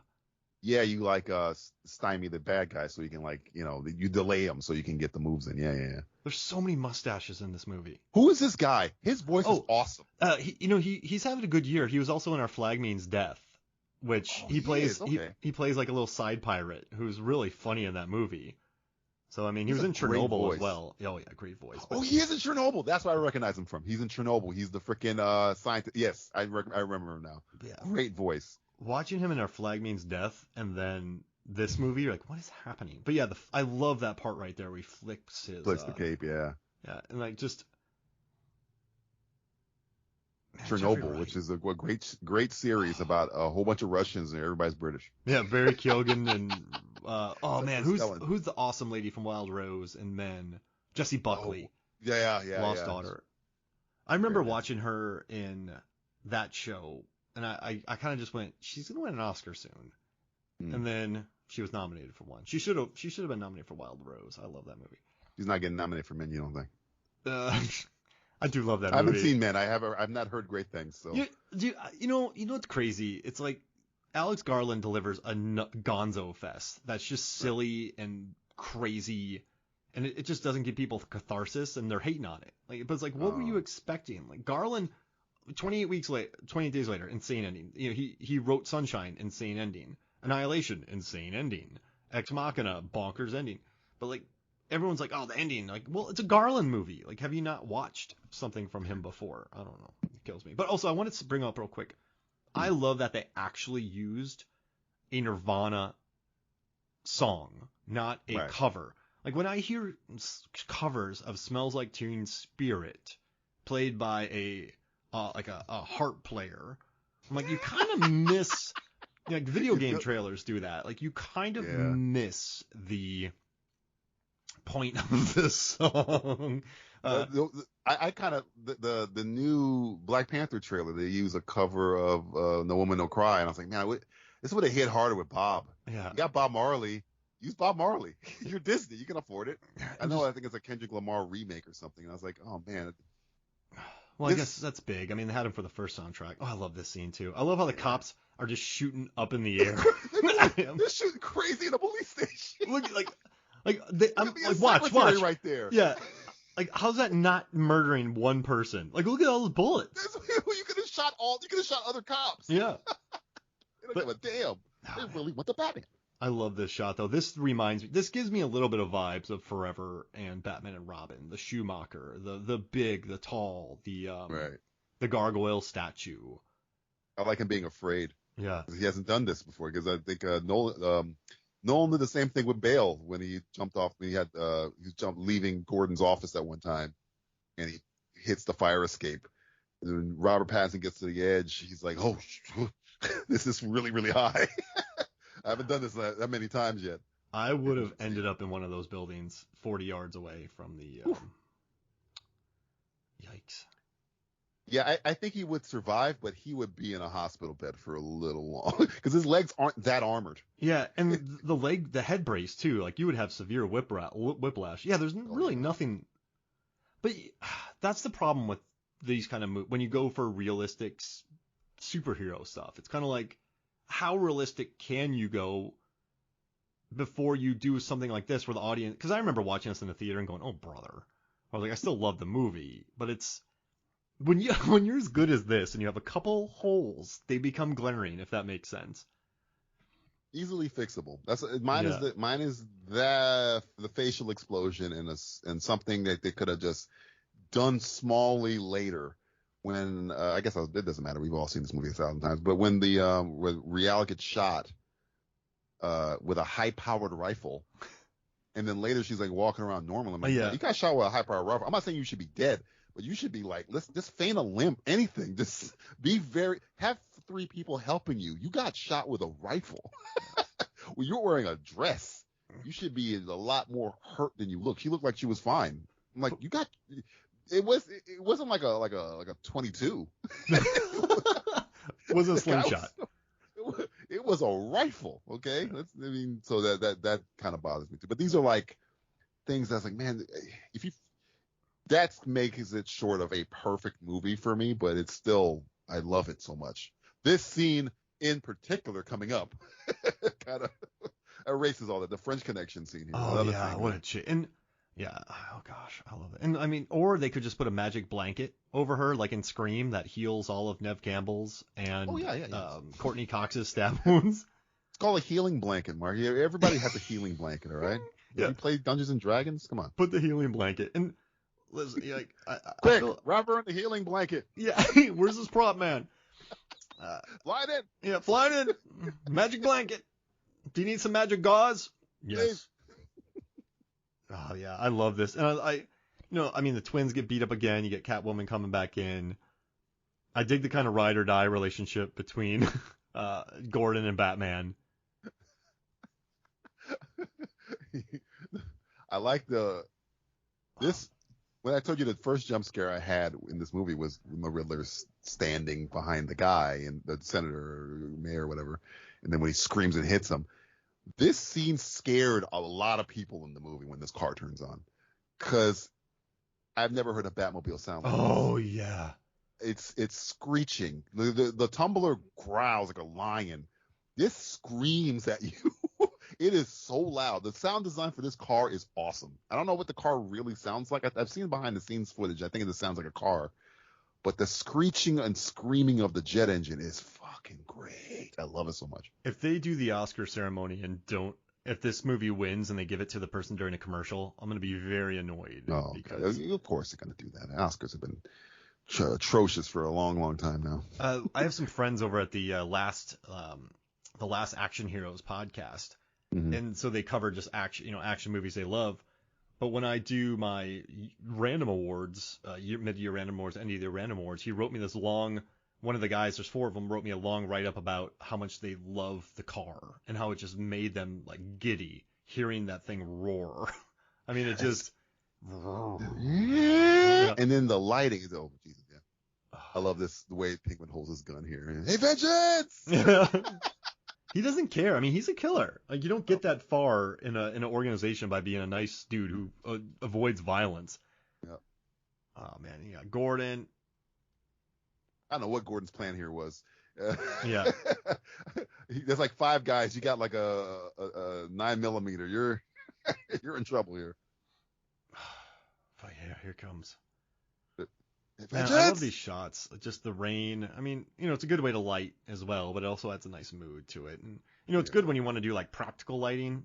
I mean, you know all this, but like when they don't want to just add a giant like moon tower above them, it's always nice to have the rain during the practical scenes.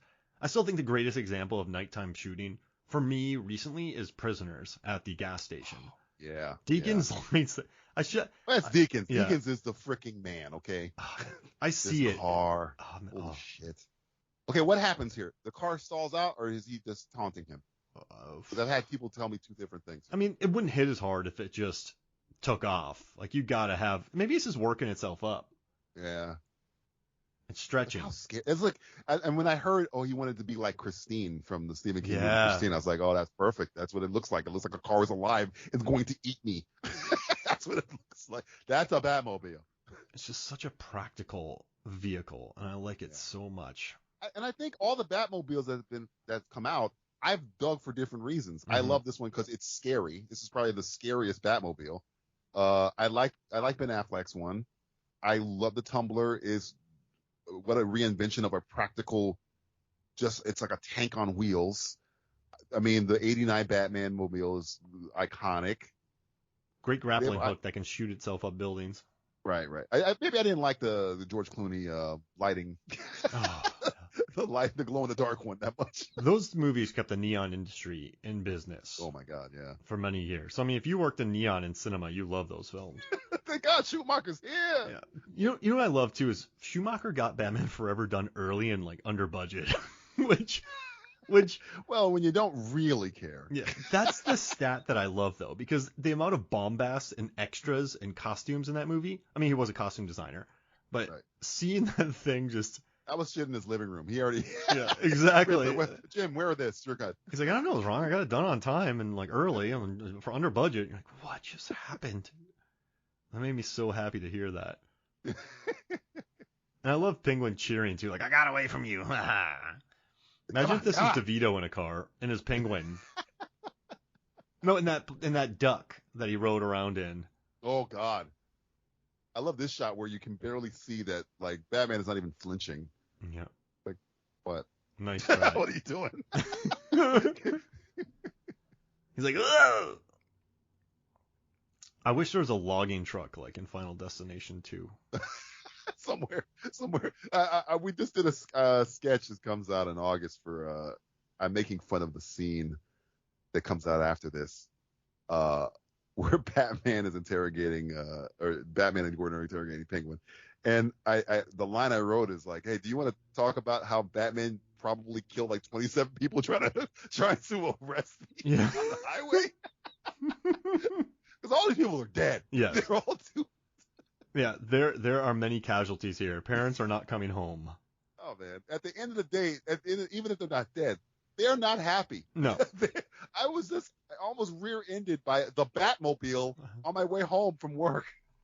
I had to stop and get pizza. Thanks a lot. Thanks for forgetting the. Got a bat signal up my ass. Had a hood ornament. This drove right through my back window.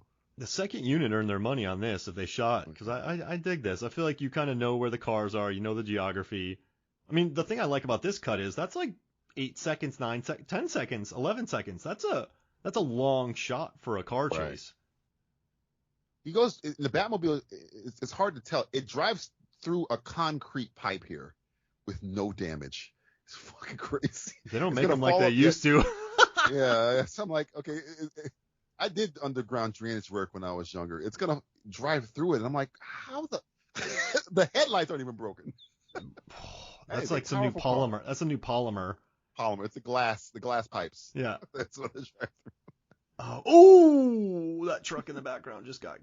But yeah. I don't think Batman cares. I don't think Batman at this point cares about the little people. I told you at the beginning, he's not here to save anybody. He's here to punish people. Penguin is all he cares about. Oh my gosh. He does not want to lose. Hey, this is kind of similar. Those pallets falling. Some wood impales you. This is a very Dom Toretto move right here. 3. This is like Daybreak with Stallone is about to happen. That pipe right there. That is no. Pipe. Oh. There's no way. What? Oh, look at that perfect timing too. I love this ramp. How many takes do you think they did of this? 4. How many trucks did they blow up? Oh man, you don't want to do that much. This is a Matt Reeves point. Like with this money, 2. Probably 2. I've been on sets where we were supposed to blow up a bus, but then the bus messed up and didn't blow up. So then we had to come back the next night and blow up another bus. So yeah, let's blow up 2 buses. Shot. Yeah. Oh my gosh. The speed of the car braking makes the car flipping look faster than it was if it was not in the shot. Wait, were those actual concrete drainage pipes, or were they props for a movie that were being delivered to a film set? What do you think? Probably. I go with it. Now this shot here of him walking over here was the poster that we got for our movie theater. That was all we got. I was like, and every day somebody would ask, what are you guys doing with that poster? What are you guys doing with that poster? And the poster we had, it was 10 feet high, 11 feet wide. It's big. It lights up.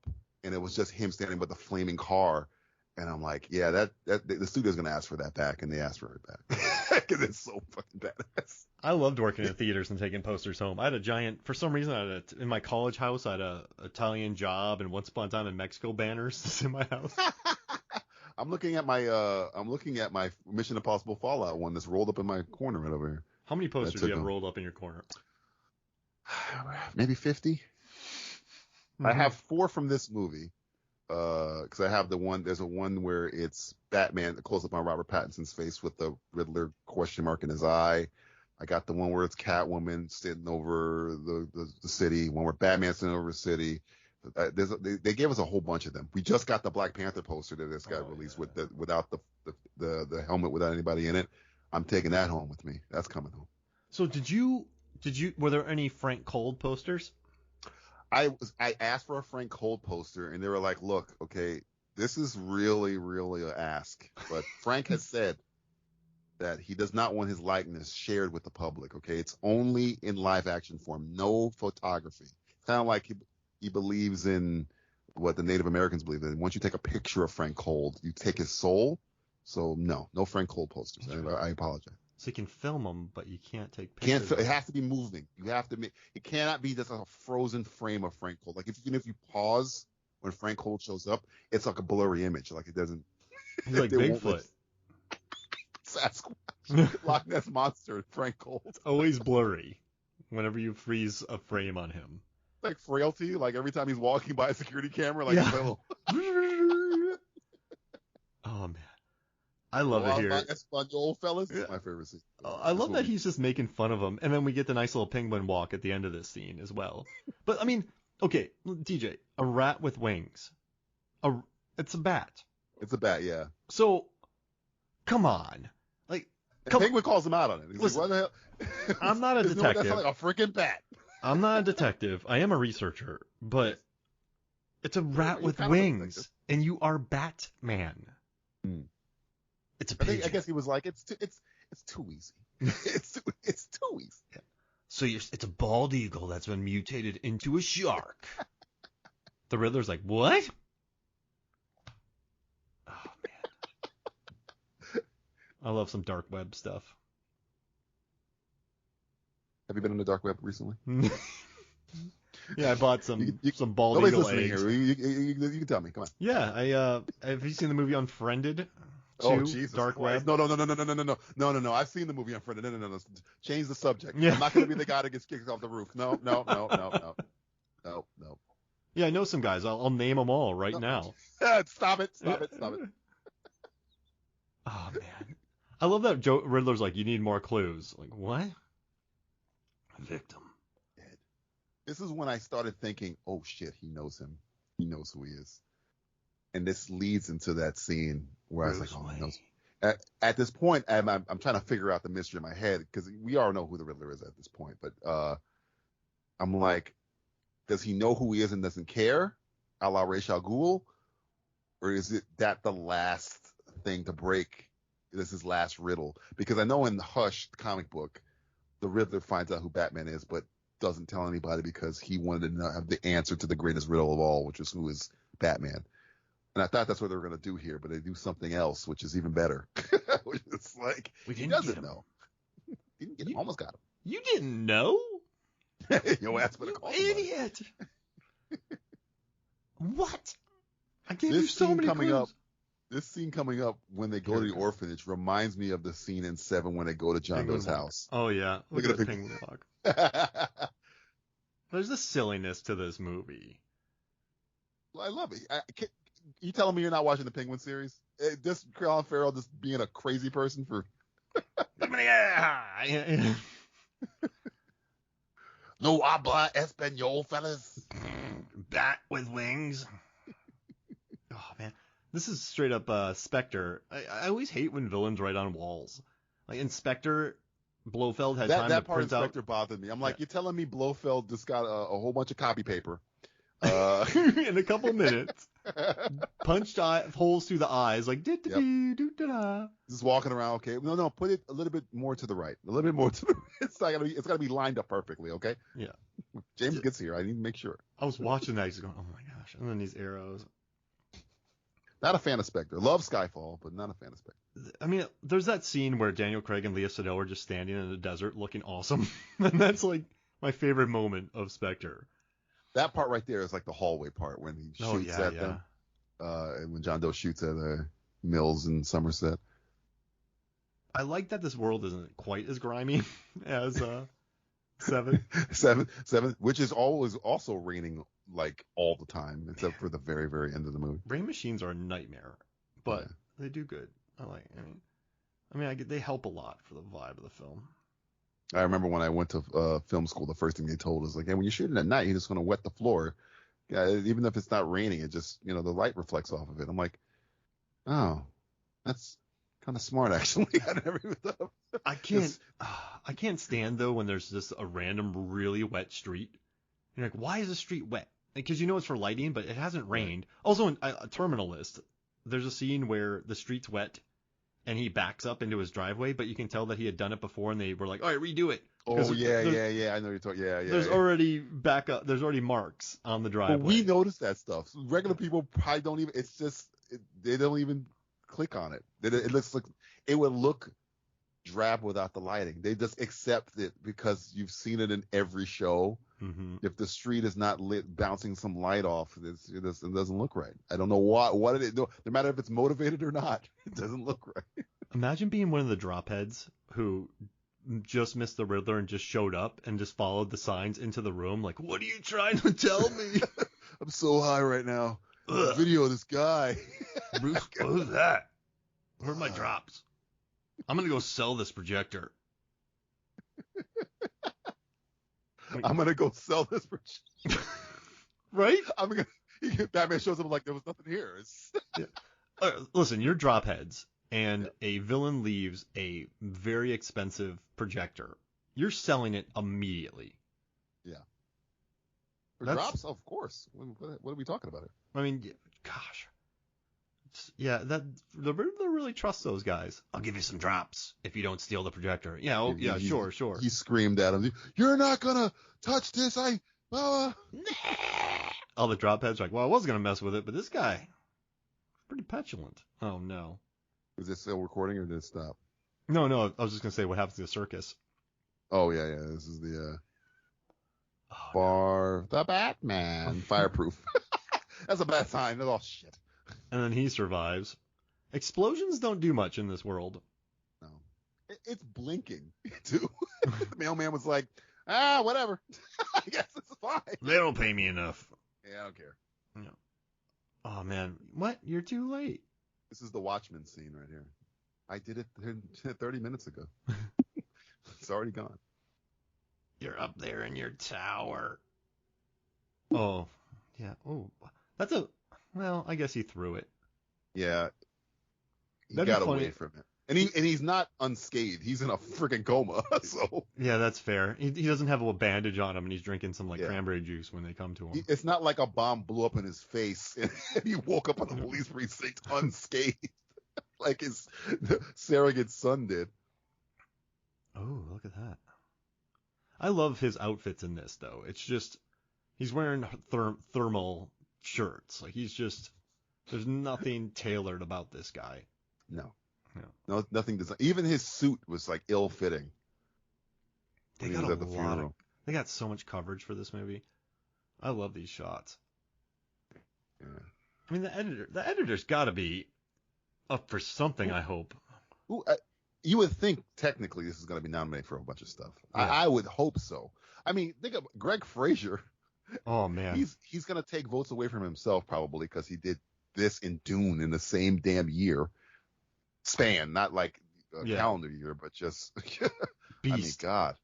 You know what's crazy about Dune? Watching Dune, it was the first time in maybe several years where I just said, "Whoa!" Yeah. For about 8 different shots. I was adamant that movie couldn't be done. I was like, I've seen David Lynch's Dune. How are you going to make this for a public audience? And Villeneuve and this Fraser did it, man. Because I was watching, I was like, this is really probably the only way you could do this movie now. Mm-hmm. I couldn't think of like this could have been, done better if this guy did it. I was like, no, I maybe some, the hipsters are like, I did lean into the creepy, weird shit that David Lynch was doing, but I think this for a mass audience, that's probably the best version of Dune you're ever gonna get. Yeah, absolutely. I love to Homeboy, the lead character, Timothée Chalamet. Timothée Chalamet. Yeah. I like that he's a boss already. Like I hate those movies where they train him to become the world's greatest fighter. Like he's already a beast. Like I like that. He's just never killed before. He's done all the other stuff. It's the killing part he had never done. So, he still knows how to fight. And like the mom, Rebecca Ferguson, they got cast. Ferguson's the best part of that movie for me. I everything she like when he's doing the test. I forget the name of it. So I'm not even attempt it because I don't want any Dune fans coming at me. The test Frank with the Cold hand in the box. Systematic test. Yeah, right. And it cut to Rebecca Ferguson, who knows what's going on the other side of the door, and she's like holding her mouth. It's like, oh Jesus, she's killing it, man. Ferguson's awesome. He just keeps looking at that photo of Catwoman. Where are you? You need to do some research on how these contacts work. I know some people have probably asked before, but like, I love the Blade Runner way it works. Like he's recording and stopping and stuff. But it's like it's sending out a signal. It's recording. Still charged from like, 3 days have maybe passed, 2 days? I guess when you're a billionaire. Yeah, that's true. You just get billionaire toys. And you own one of the most technologically advanced companies in the world. You could probably come up with something like this. Yeah. I mean, I know that's a yada yada, but. See, again, you go to that bat signal. Batman's right there with now his girlfriend. So you're gonna roll those dice? I'm becoming Robin. I'm doing it. You're gonna cock block Batman right now? I think he's throwing you off that building. I'm just behind the light, and he just throws something back and knocks me out. What's going on, guys? Yeah. Hey, can I be your Robin? Hey, you're Batman. Come over here. Stand right here. Stand right here. Keep going forward. Yes. Close your eyes. Keep your eyes closed. What do you got for me? What do you got for me, No, Batman? don't worry. Just trust me. You want to be Robin, right? Robins can fly. Here you go. Right off the cliff. Oh, I forgot to put a hook on his leg. Oh, damn. My fault. I'm sorry. I didn't kill you, but I don't have to save you. Oh, man. What's that from? That's from Batman Begins. Oh, yeah. He tells Ra's al Ghul, which is, again, weird. It's like, I'm not going to kill you, but that doesn't mean I have to save you or some shit like that. He goes, bye. That's such like a cop-out, though. Yeah, I didn't like that. Here's C4 around your body. I'm not pressing explode. This guy is. It's the Simon Phoenix Demolition Man. Like, okay, I can't kill you, but Jesse the Body, can you shoot this guy over here? Love that shot. I have a poster of this too. That they gave us a poster of kind of this silhouette of both of them. She's good here. Yeah, man. I mean, she's been in the industry for a long time. I'm glad that she's done with like those Fantastic Beasts parts. Yeah, I mean, don't get me started on Harry Potter, but don't waste talent like that. She's good. She's definitely earned. She's been in the industry for a minute too. I always like it. Every thing that like everywhere there's nepotism. But I worked on a ton of film sets, and you would always get the producer's kid or nephew, and at first you're like, oh great, like they're not gonna work. But like I think I always drop that when I've seen them around for a couple months actually working. Like I think it's like you get all these people who are like Dakota Johnson and like Zoe Deutsch and all them, but like they've put the time in, so I got a lot of respect for them. And like so is Kravitz. Like she's worked. Like she's worked her way up. So like it's cool that like they stick with it. They probably had a conversation with like, look, you can come on this film set, but this ain't playtime. Yeah, exactly. This is my career. You know what I'm saying? Coppola, Sofia Coppola, same freaking thing. And though she's criticized for Godfather 3, like, Coppola was probably upper, like just laying waste to her and his sister. I was watching The Offer TV show. Oh, is that good? If you like The Godfather, you must watch that show. It's great. Just to show, I did not know how much crap it took to get that movie made. I had always heard little things here or there, but it is amazing how much stuff that Francis Ford Coppola had to go through. And just when he got Talia Shire to play, the sister or whatever, it was a lot of, you're going to be this part, but we're not going to, you're not going to be like cakewalking through it. You're going to have to put the work in. And Coppola gets crap for Godfather 3, but Ryder dropped out, and then she got thrown in. Like it's not. Right. And also Keanu Reeves gets a ton of crap for Dracula, Bram Stoker's Dracula, but Francis Ford Coppola was like, he's such a good dude, I just didn't want to correct him. And he's John Wick, so I don't want him to. Yeah. Come at me. It's crazy though. Like he's so nice and he tried so hard that I didn't want to be like, hey, Keanu, let's do something here. Like that's. Yeah, I think he was I think they could have given him something else, absolutely. In that movie, like Cary Elwes or something, Yeah. Cary Elwes' vampire movies, another good shot. But it's not real. Shadow of the Vampire, Cary Elwes is in it. Have you seen Shadow of the Vampire? That's Willem Dafoe, right? Yeah, class. Yeah, Oscar nominee, he's a beast. Yeah. Another guy that should have had an Oscar a long time ago. Yeah, I thought he was going to win for Florida Project. And he didn't. Who did he lose to for Florida Project? That's a great question. I remember when he got nominated. I thought that was the year. I was like, oh, good, because I love Willem Dafoe. He's another guy that just seems really cool, like down to earth, doesn't take himself too seriously, kind of dude. He's been in everything, so it's kind of yeah. 13 million. This is the hint to Hush, Edward Elliot. Oh, really? Yeah, they say Hush comes up on the screen here, and people think that might be a connection to the character Hush. Can you break? Who is the character of Hush? Hush in the comic books, there was a character that Bruce grew up alongside. He was Thomas Elliot. He was the son of he became a surgeon. And if you ever see a character in the Batman comic books, he's wearing like a trench coat, but he has like bandages all over his face. That's Hush.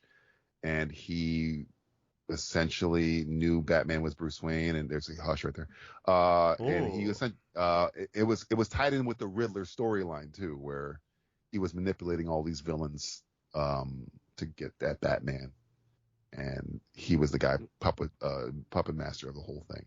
He's kind of a villain. They use him on the new Batwoman TV show, and they mess it up. But yeah, he was a surgeon. And I think they did a animated version of that movie, and they switched it where Hush was the Riddler and Thomas Elliot wasn't Hush, because in the comic book Thomas Elliot is Hush. But yeah, he's more of a newer Batman iconic class villain there. But he's always tied with the Riddler, because that same story I told you where the Riddler finds out who Batman is but doesn't want to tell anybody, that's in the Hush story. Oh, got it. Yeah, a lot of people were speculating, right, that might pop up. Because it was. I don't know if it'll be a huge coincidence that this character they're talking about in a news story has the last name Elliot, and then on the big screen the thing comes Hush. So I mean that's this very Blade Runner shot here. Yeah, very. But yeah, a lot of people bring that up. It's almost like the owl on the card thing. It's like, oh, that's Court Owls. I mean, there's so many Blade Runner shots in movies. That is a super Blade Runner shot, though. That is like Greg Fraser, like, let me do another Blade Runner. Let me do a Blade Runner. Yeah. Look at this. And I think in Fallout 2, Macquarie had an entire hallway built so he could do an All the President's Men shot. Right. I mean, it's this director sometimes going like, let me have this, like, please let me. Come on. Yeah. That's what pisses me off when we talked about this. I talked about this on two completely different shows. It's like Corey had a pitch for a Superman movie, and DC's heads didn't even look at it, because Corey and the Cavill were on Fallout together, and I got to talk, and he had a pitch for a Superman movie, and they were like, they didn't reject it according to him. They didn't even look at it. Wow. It's like, it's Christopher McQuarrie, bro. He did. I mean, he started with The Usual Suspects. He's riding high with Mission Impossible and Top Gun right now. You didn't look at it, what his pitch was? What are you doing? I don't get it. A lot comes with Macquarie, though, like the budget. So I wonder if they were worried about that. Is he worth the money, though? Yeah, he's worth the money. Top Gun has made the most money since the pandemic, other than Spider-Man, I think. I do love me some Kosinski, too. I love Tron. Only the Brave. Oblivion looks good, too. Yeah, but he had to be my whole thing with Kaczynski was that I think he's a great shooter. Yeah, I just think he needed somebody to write him a good story, and then he got Christopher McQuarrie, and you get Top Gun Maverick, which makes $1 billion. It looks so good. It looks. I don't know. Good. That's why I don't understand. Like, why would you? I don't think they know what they're doing with Superman. I really don't. Well, he's a tough character to deal with. I mean, it's just. When you say that, then you look at another person named James Gunn, who got a guy with a polka dot suit to work. Yeah, that's true. and a woman who makes rats attack you. And the boys, like Homelander, right. Homelander works. Peacemaker works. A talking tree and a raccoon works, but Superman doesn't work.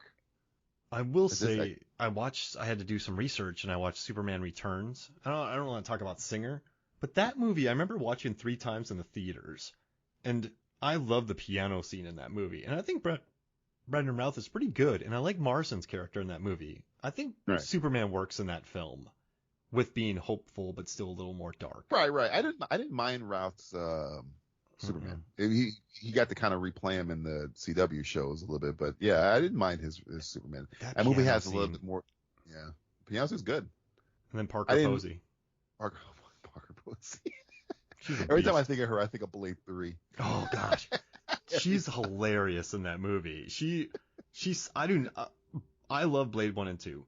So you take a largely silent character, you place him with another silent character and a motor mouth, take out his screen time, introduce a terrible Dracula, and I think Parker Posey saw it all and was just kind of like, I'm gonna go to 12. Like, I'm gonna skip. I got paid already. The check cleared. Okay, watch this. Yeah. Just she kicks her assistant in the head. I'm talking about Scream 3, and just watching her in that movie is a delight. Oh, I love it so much. Good old Carmine. He's good in this. Turturro, I love how he'll pop into a Michael Bay film, and then he'll pop up into this film. Man. But I what was the show that was on HBO? He was the lawyer with the foot psoriasis, I think. With Riz Ahmed. And he was fantastic in that. Then he'll do Transformers, and you're like, what? The range of this guy. Yeah, people just love working with Michael Bay. They're like, he puts cameras up, and then you just yell a lot, and it's like total anarchy, and he just likes his actors. And that's why, like, I mean, Frances McDormand's in a Transformers movie. Yes. I love Ambulance, by the way. Buzz though. Aldrin's in the Transformers movie. I love Ambulance. That movie's good, man. It's like, I was watching that the other day. We paused it. I'm like, 45 minutes have gone by. It's doesn't feel that way. It's no Batman. No. Master Wayne. Wayne. Scene in Alfred in this movie. Me and my friend always make fun of this scene. Like, I just woke up from a coma. Person's like, you lied to me. Yeah. It's like, I just woke. Calm down. Can you say, are you okay? Anything? No, you lied to me. It's like, I have a tube coming out of my nose. Yeah, let me get some juice.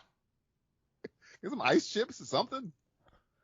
It's always like, I didn't lie to you. I just didn't tell you everything. It's the Obi-Wan thing. Mm-hmm. From a certain point of view. I like his look though in this. And hey, there's the strategic gauze around his head. There you go. The magic gauze. Told you. You should have seen him before the gauze. Man, Pattinson. I remember you watch the Twilight movies. They are what they are. Yes. I kind of love that they exist because they're like critic-proof blockbusters, and I think sometimes those are important. But then I watched him in Rover and Cosmopolis, and I'm like, oh, this dude's got it. That was the first time. Rover was the first time I was like, oh, it was Twilight. It wasn't him. Exactly. Yeah, right? And, it was not him. Yeah, and then he turned out The Lighthouse, and he just takes so... without Twilight, he probably doesn't take all that funky work. And he's the only thing that got me through Tenet. I love him in Tenet. I'm not a big fan of that movie, but he's great. I love Tenet. It makes me so... I think it's up its own ass too much. That movie. It's the only problem I have with Tenet. It's like, okay, man. The scale of it just makes me so happy. And just... Well, nobody does scale like Nolan. Yeah. Nolan is like, I want to blow up the world. I'm afraid for this Oppenheimer movie. I keep looking at the news. Iowa has disappeared. Yeah. Where's Robert Downey Jr.? I'm afraid because Nolan's like, look, they're telling him, Nolan, we can do this special. I'm like, no, I want to flip a truck for real. No. We're taking a 747 into we're going to drive a 747 through an airplane hangar. You give me the plane in the hangar. We can do a special. I'm like, no. Give me the bomb. No. We're not going to give you the nuclear codes, Nolan. All right, fine. Here you go. You want realism, don't you? Don't you? Godzilla 10 years later. Like that was like his whole I don't plan. want him to do a Godzilla movie. I don't know. Because he'll create a monster that we can't kill. I don't want. The only way to make this movie real is if we really, radiate a lizard and make it 40 stories tall. I bet you he's currently doing tests on Guy Pearce, just waiting for him. Like he's been secretly drugging Guy Pearce since Memento, waiting for him to turn into a giant lizard. I just want to see my family. Yeah. I just want to see my family. It's okay, Guy. It's okay. Take this potion. Just drink this. Oh, who are you? Where am I? Why is Carrie-Anne Moss here again? Why'd you let me out to do Bloodshot? Oh God, why did he? I do love Bloodshot though. He's playing Guy Pearce is playing the same character in Bloodshot that he played in Iron Man 3. Yeah, skeezy. Yeah, listen. That's a separate episode, but I do an anniversary episode of Bloodshot every year though, so you can join us next year if you'd like. We've already done 3 episodes dedicated to Bloodshot. Good old Bloodshot. I like the way they carry this. So you have like a one shot, then over the leg, then you have the OTS. They're not letting this shot get too bland. Yeah. They're saving for the reveal of this bad signal, keeping it close. You're gonna get that back to establishing when you see the bat signal comes up. He's gonna grab his hand and you're gonna see the bat signal, and it's unsaid. I know you gotta go out there because I'm fucking Alfred. I know what the deal is. Who you telling? Is this sort of his evolution here? Yeah. Yeah. This is when they've come to terms to what's going on. There are no more secrets between them now. Oh yeah, that's true. When you get healthy, I'm gonna beat you up, Alfred. Alfred, once you get healthy, I'm putting you right back in this bed. On my terms. Hey, Bruce, is it true that you took an explosion to the face?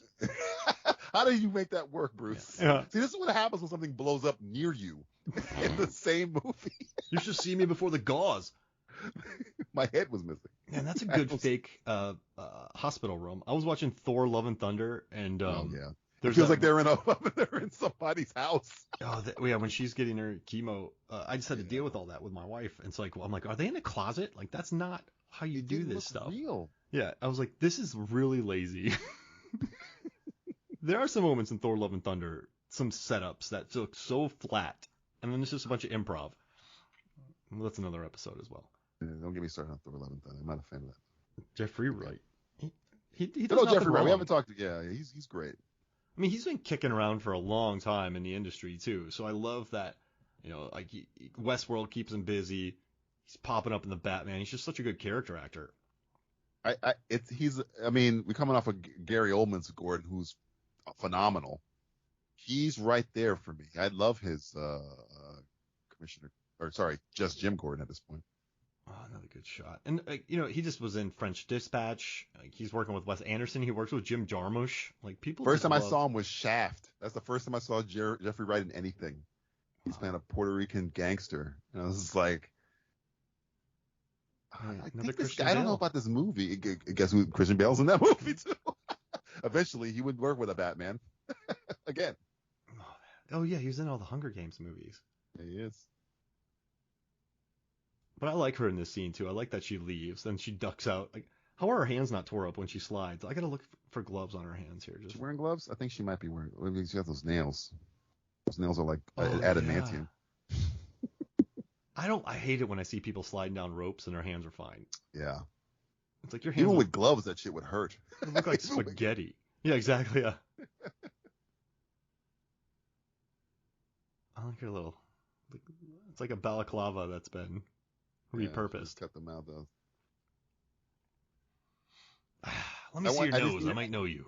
I need her to get the goggles. That's all I want. I have no problem with her outfit. This is why I think I like Hathaway's suit better, because it has the goggles. Her goggles are cool because it makes the cat ears. It's kind of practical. That was fun. That was cheeky. I like that. I felt bad for Hathaway when she had to get on the bat bike and like do that pose. I'm like, come on. Nolan, come on, man. Think about that movie that people forget. She kills Bane. Yep. She knocks him in the next week. Yeah.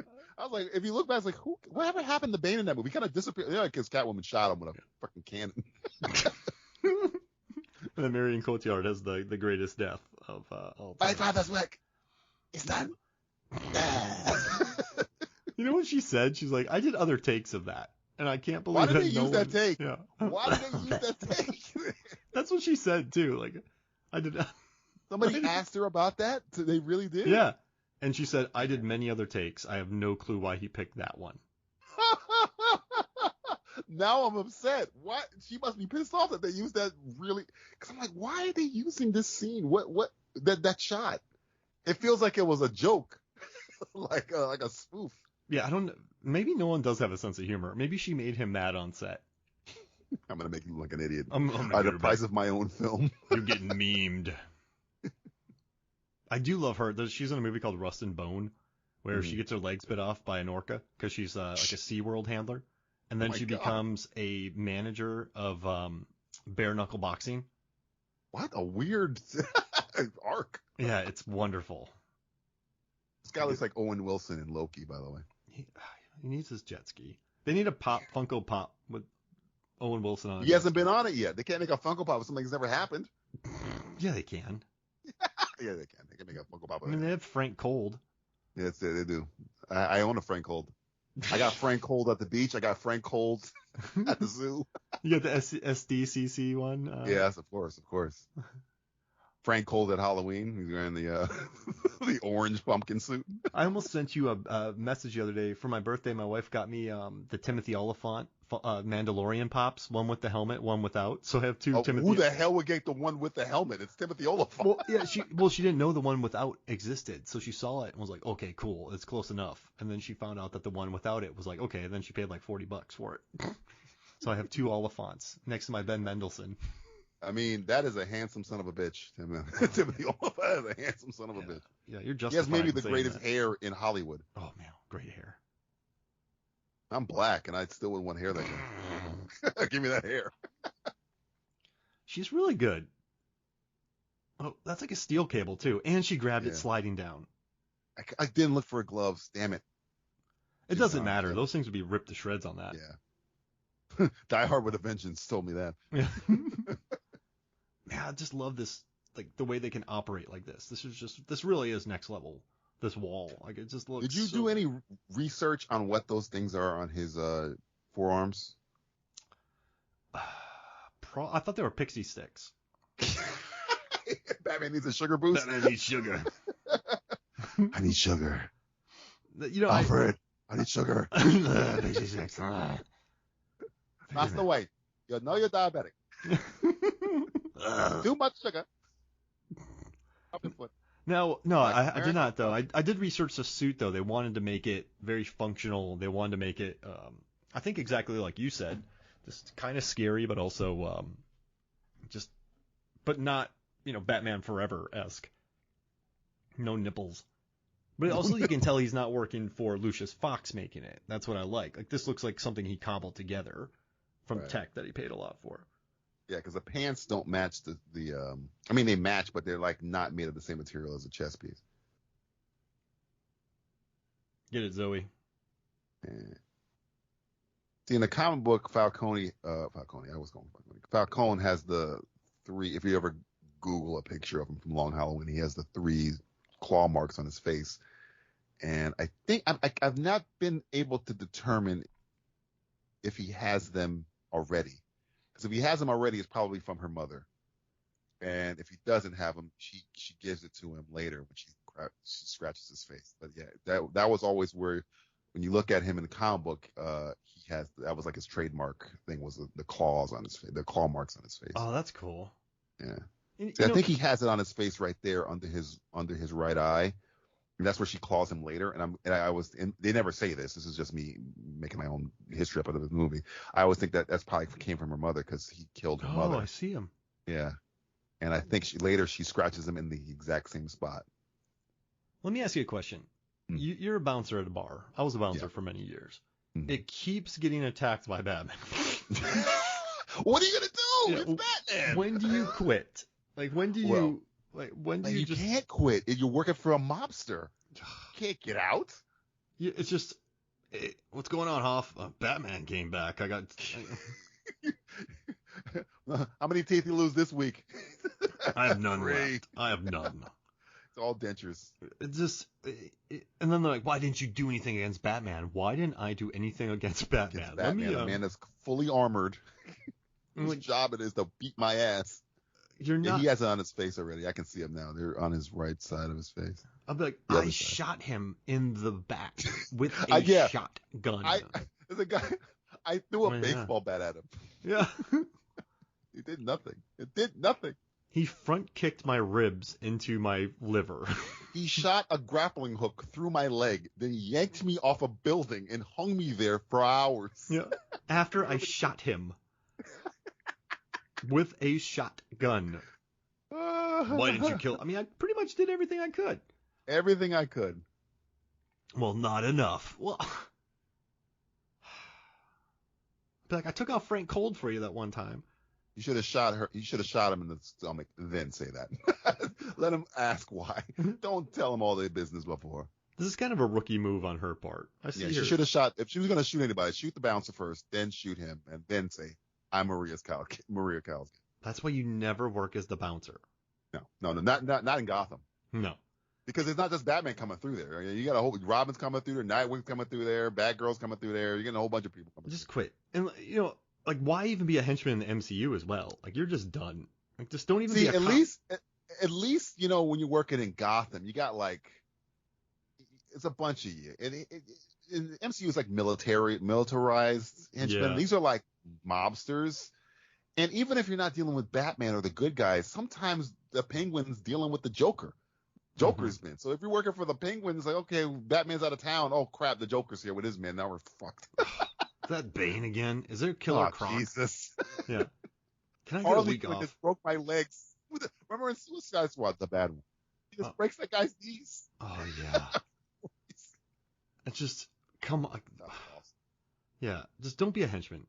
Another hallway fight. I mean, I'm emptying a clip at him. He's just walking at me like, what? I think they just said I wanted one of these fights, so then they had to figure out how to do it. Lit by gunfire. Greg Fraser filmed the Dune fight, the Dune hallway fight, and then this hallway fight.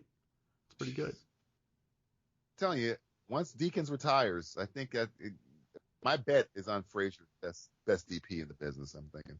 Yeah, him. Hoyt van Hoytema. Who? Hoyt van Hoytema. Oh yeah, people like him a lot. He's great too. Something about Fraser speaks to me. Oh yeah, no. Listen, this is not going to sound. I'm not trying to sound insulting, but he just knows how to frame a shot. I don't think he cares about bells and whistles. He knows how to light. He knows how to shoot. He does play with like the rule of thirds. He knows when to center a shot. Like there's never an unnecessary framing. I've been watching some shows. Oh, there it goes. Yeah. I love that Brolin just made a new show on Amazon. Outer Range, I think. Yeah, and I enjoyed it, but there's some shots that are completely stylized and totally unnecessary. I hate totally unnecessary shots, and like Fraser does not waste his time with that. He just wants he wants functionality, but it just looks good. Hoyt van Hoytema is good though. I forgot about him. He's right now he's blowing up the world, but in Oppenheimer. One scale. Where can we blow up? Like a studio executive. Nolan's talking to every prime minister and president of every country. Can I blow up your country? Yeah. Which country will allow me to blow it up? Where can you give me 200 square miles? I just need to blow something up. Michael Bay. He's like Michael Bay, but artistic Michael Bay. Yeah. Let me blow up something, please. I win an Oscar for this explosion. Oh no, this is not good. He's getting played here. He's gonna take him into the light. He is. It comes the scene where he looks up at him. You think I'm afraid of you in that suit? Get out of here. That mask and that cape. Oh man, I love Totoro. But it's just a nice OTS over here. Like, just they know how to capture it. Yep. I know it's 101 filmmaking, but I like it when they just trust the shots. Right. There's no reason for that wall to be red. It's red. Yeah. It's cool. It's a club. Like, that's all you need sometimes, right? Where it's like, why is that wall red? They're in a club. Oh. Yep. Okay. That's fair. That works. They cut a shot here after this assassination where he's I saw a deleted scene or something where the cops are all rushing to the diner and Batman's like walking among them and it looks so cool. Like, oh man, why they cut the shot? I know it's just an embarrassment of riches.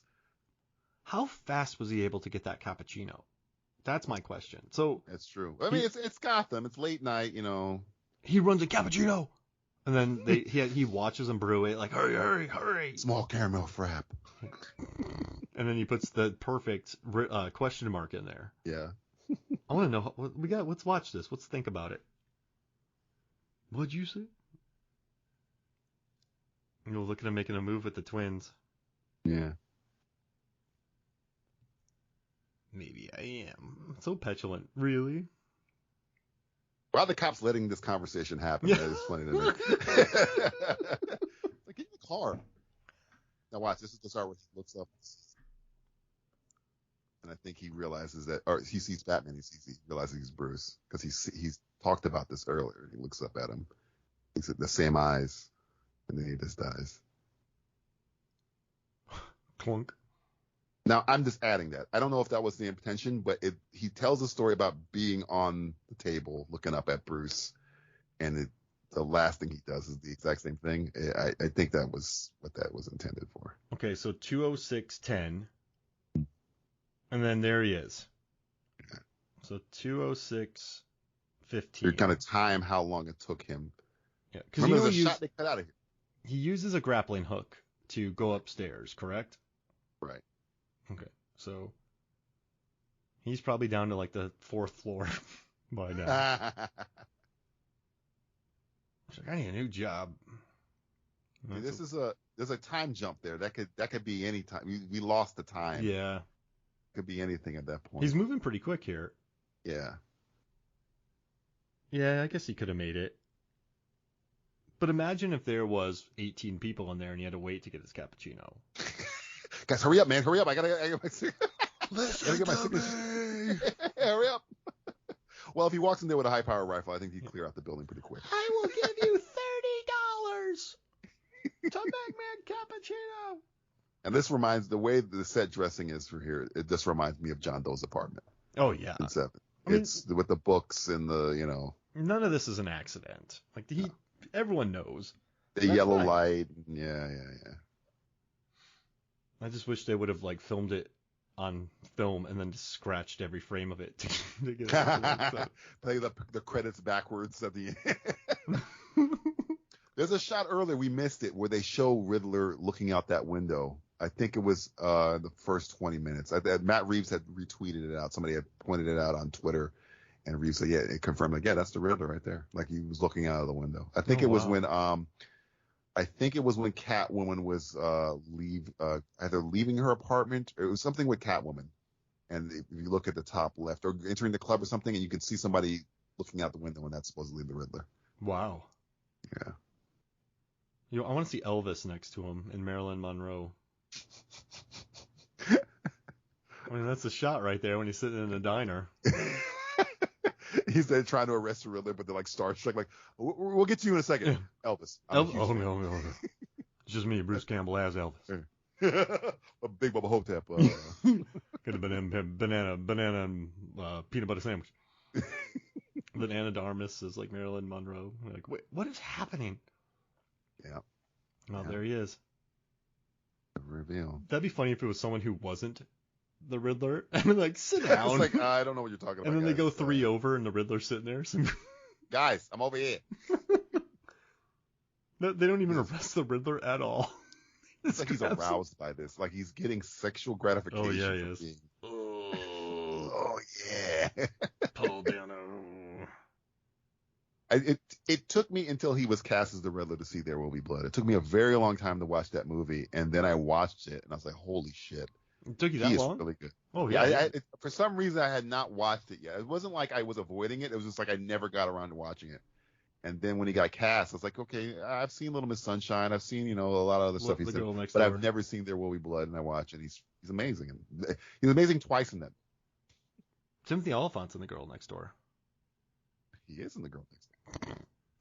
That'd be funny if it just wasn't him, and he's just like, I think we grabbed the wrong guy. This guy's hair is too beautiful. I think it's Timothy Olyphant. I love that the tool from the beginning that they looked at comes back into play. Yeah. Well, Batman and Gordon probably told him, like, yeah, you use infrared light. Look for everything. Now, this is leading into where he thinks Riddler knows who he is, and he's the end game. I have something to tell you. And it's the shame. When we see Bruce later, it's like, it might not be, I just read shame on him when the Riddler keeps saying his name. And it's like, oh, fuck. Such great, I mean, and it sounds really silly, and it probably is. I mean, I'm not a super film aficionado, but like this, Robert Pattinson's eye acting in the next scene is so freaking good because he doesn't say anything. It's just, but you know exactly what's going through his head, which is like, shit. That's got to be the hardest kind of acting, because you don't want squirrely eyes. Yeah. You don't want to look like you're trying to blow a hole through the table. You're not trying to give someone the Eddie Griffin crazy eye from the new guy. Mm-hmm. That's pretty tough. You got. I really, when I watch movies and they over-explain stuff, or TV shows when they over-explain stuff, and you got to have a good performance to convey everything that Batman is going through, and he doesn't have any dialogue. Because I can almost hear a studio head going, "Make him say something here, make him say something here," and they just trust that the audience will understand what Bruce is thinking at that moment, which is, oh shit, the jig is up. He knows who I am. Oh shit, he doesn't know who I am. Because that's what he's thinking in that scene. And he does it all without saying a word. It's just his eyes. You know, it's interesting you say that. And I've listened to a decent amount of commentaries, done a lot of research, and I recently watched Breakdown. And I learned that Kurt Russell cut most of his lines. JT Walsh cut most of their lines, right? Because we can show this. Like, we don't have to say it. And I wonder if they had that discussion on set. Like, just let Pattinson, oh gosh, the bat, he finally gets it. Just let Pattinson do it. Like, trust your actors. I think that speaks so much. I hate in movies. One of my biggest things about movies is when like, DJ, we're brothers. We've known each other we're not really brothers because we met when we're family. Yeah, we're family, but we're basically brothers. And we met 15 years ago on that playground. Do you remember? We ran that playground 15 years ago, and you saved my life, and you told me if there was going to be a time when we would join up and fight the bad guy, it would be a time like right now. Well, this is that time. Stop. The writer is just filleting himself, just writing so much. You don't need all that stuff. Yeah. And that's exactly on this. Like, I love how they just allow him to exist in that space. Like, that's trusting your actor. And Keaton cut most of his lines as well as Batman. Look at what was that movie? Didn't Kurt Russell do the same thing for Soldier? Yeah. So yeah, you don't need. I'm watching. I'm talking about this on our upcoming show. I'm watching Jen D. Tartovsky's Primal series, where there is no talking. It's just a caveman and a dinosaur for 12 episodes. I think there's one word said in the entire season. Oh wow! And you know exactly what's going on. It's a guy talking to a dinosaur, but he's not talking to him. It's just visual storytelling without dialogue. You can do it, and you'll understand everything that's going on. You don't need to exposit every little thing. You see his eyes? He's just looking. He's like, oh shit, I am the target. I want to see him. He doesn't say, oh no, he has to. Right. Like the little flinch right there. Like it's organic eye acting. Yeah. Oh, there's the dark web where you live on a lot. A lot. How many dolphins have you sold on the dark web? This week? I mean, it's kind of a weird freak. It's, it's into the summertime. A lot of people love dolphins. How many gators have you sold? Gators sold. I'm in Florida, man. Yeah. 1,000. The thing about Bale's Batman is the way the cowl is. You don't get his eyes that much. Yeah. Which is cool. It gives Batman a cool, different look. But this Batman, you see his eyes more, I think, than Bale's Batman. Most of the time, Bale's Batman, you never see his eyes. Even in the interrogation room, his eyes are almost like black. Man. Yeah, he's good here. It's kind of interesting. Like, you kind of think he's a good dude, but he's lost, and he's just filled with hate. And he's never had someone to help him channel that hate. He's just had violence from Alfred. Now, Alfred has tried to make sure he doesn't, become a villain, essentially. But like, just watch him in this scene. It's his eyes. It's like shame. When he Bruce, what? It's like, oh fuck, I'm so. He does a Peter Sarsgaard, the head nod, like, oh man. Like, shh, don't tell anybody. Oh man, wait, you didn't get it? I love this scene too, where he's like, oh my gosh, you are. But that's what I want in my Batman. That's what I want. Like, I love Unbreakable. That's my favorite superhero movie ever made. Where with Sam Jackson and Bruce. Like just watching him go into the orange jumpsuit man's house and just seeing him. No dialogue in that scene either. And just that visual of him spitting beer on that woman who was dead tied to a radiator. Oh, yeah. And then, like, I just love how he's just not that good at it yet. He's still learning, and he goes into probably the most dangerous house on the planet with that guy. And I actually love Mr. Glass too. Like that's what I like in these movies, where this is all I need. You have the Riddler telling him, listen, like, we're the same. We're this. I needed you. Like, give me that. And I'm like, cool. Like, Unbreakable, Mr. Glass's bones break. So we figure there's probably someone with strong bones. Like, oh, cool. Like, give me something simple. Like, this isn't, like, I know he comes up with this plan, but he's a Riddler. That's what he does. He can't just reach out to Batman. So it's kind of fun, like, breaking this down. And I dig that about this scene because I know they explain it, but it does make sense. He doesn't know. I think we're so with Bruce here. We just think the whole plan is him. Look at that shame. That's shame. Mm-hmm. He's not looking. He doesn't want to look him in the eyes. And a little blue steel. A little blue steel, yeah, a little pouty. Because first he looks at the camera. He's like, oh shit. He not only knows, the people watching know that I got to think about maybe I can get out. It's like, nope, I can't get out of this. He's got me. Now all I can do is just take whatever L he's about to give me. And then he realized it's not about me. When he realizes it's not him, watch his eyes then too, where he's just like, oh, his eyes literally go, oh shit. Dun dun dun dun dun dun. He's just happy. Now people don't like this yell. I love this yell. I love it. No, I love that so much. Like, I don't know why. Oh man, because he's I think you nailed it, man. He's a child. Yeah. A brilliant child. Look at him. He has no emotional maturity. He's never had relationships. He's just fueled by hate. And, when there is a lot of abuse and hate, you do regress as a human being. Right. Not regress. You stay in a stasis of psyche. I mean, that could be a coping mechanism, but I think he's used that to a much more dangerous degree. That would be great, though, when he's like, I know who Batman is. Right. Frank. Look at this. Cold. I know. Frank Cold. What? He almost got him. Look at his eyes. Oh, shit, he doesn't know me.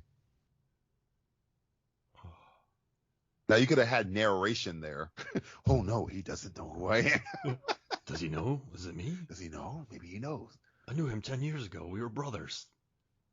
The first time he wiped his cowl off.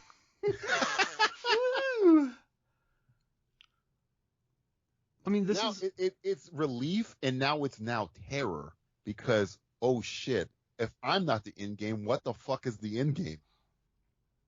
I do think with this guy, with Riddler, there's a very kind of entitlement to him as well. Like, he's on the web. He's filled with hate. He wants to kill. I am right.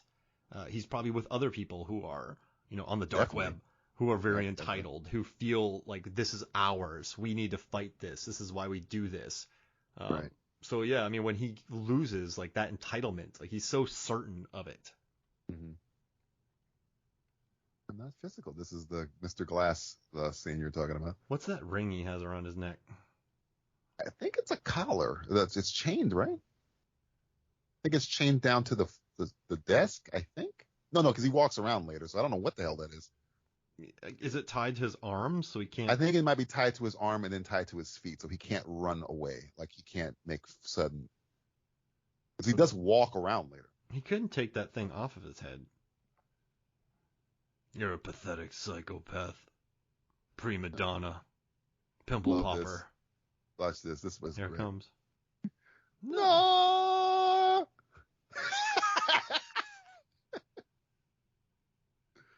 That's a child's response. Yeah. That's a kid. Little baby. We've seen this kid in Toys R Us who wants the toy mommy won't buy him. That is exactly what's happening right here. I had it all planned out. I was going to get the G.I. Joe with a Kung Fu grip. He was going to. Mommy won't give it to me. If he could, he would kick Batman in the shin right now. Yeah. Yeah, it's chained to his arms. But why? So if you have that amount of restraint on you, you can't, one, reach for a cop, one, run really fast. Oh, because it's attached to his neck, so he can't reach out. Right. He can't reach out to grab anybody or sprint or anything. You have to kind of like penguin walk around. Got it. All right, I get it now.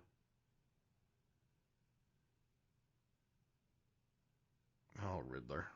I like the fluorescent lighting here. It's gone from very warm to fluorescent with him and cold.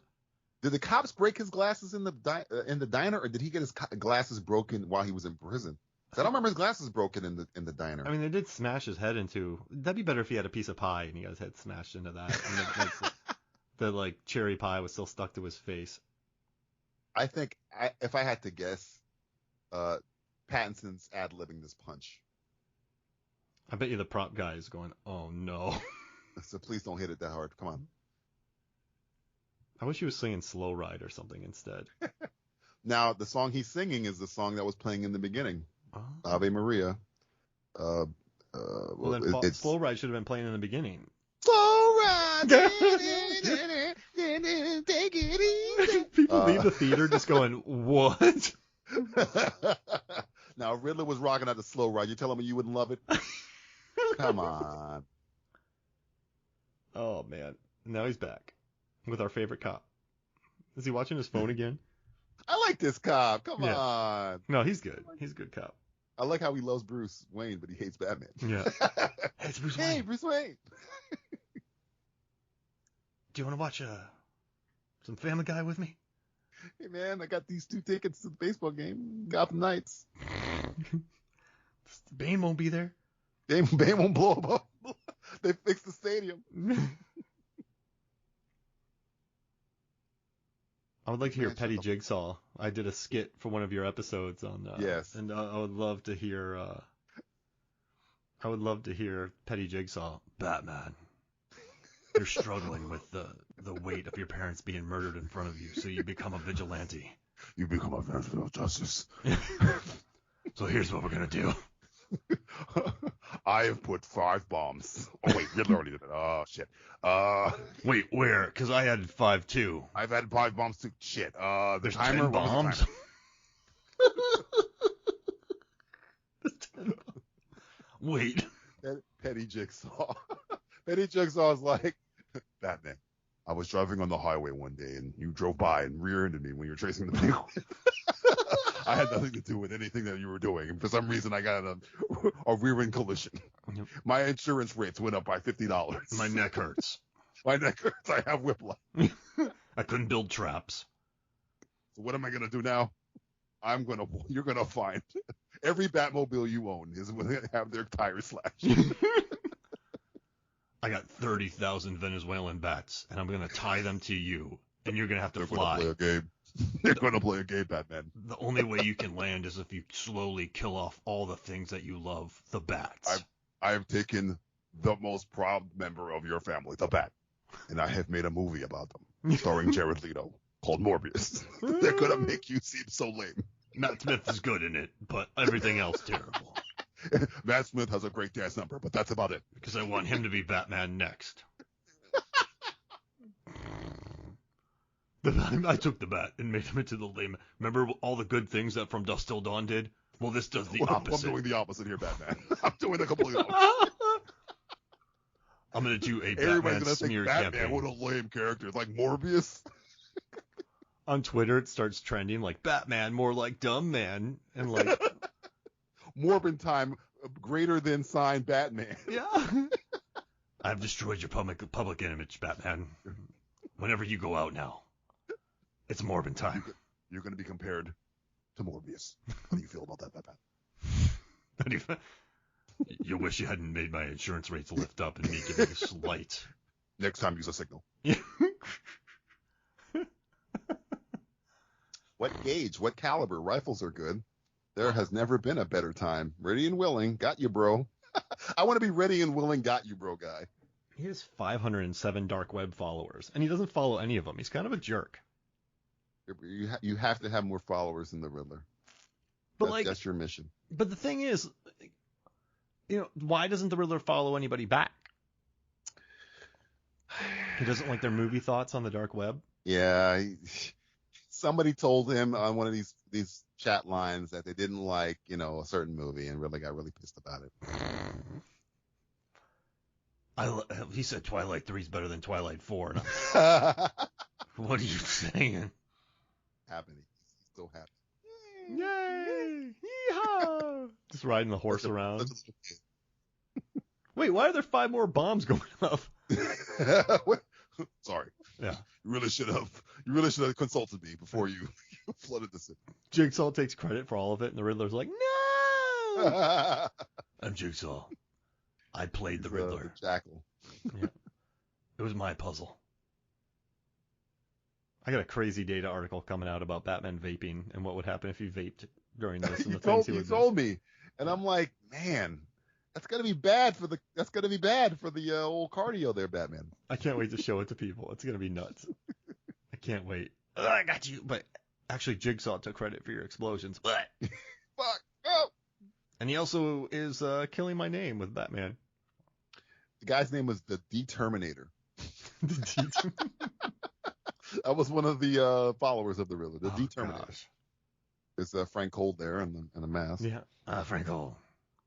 There's like 20 of them up here. I like their understanding with each other.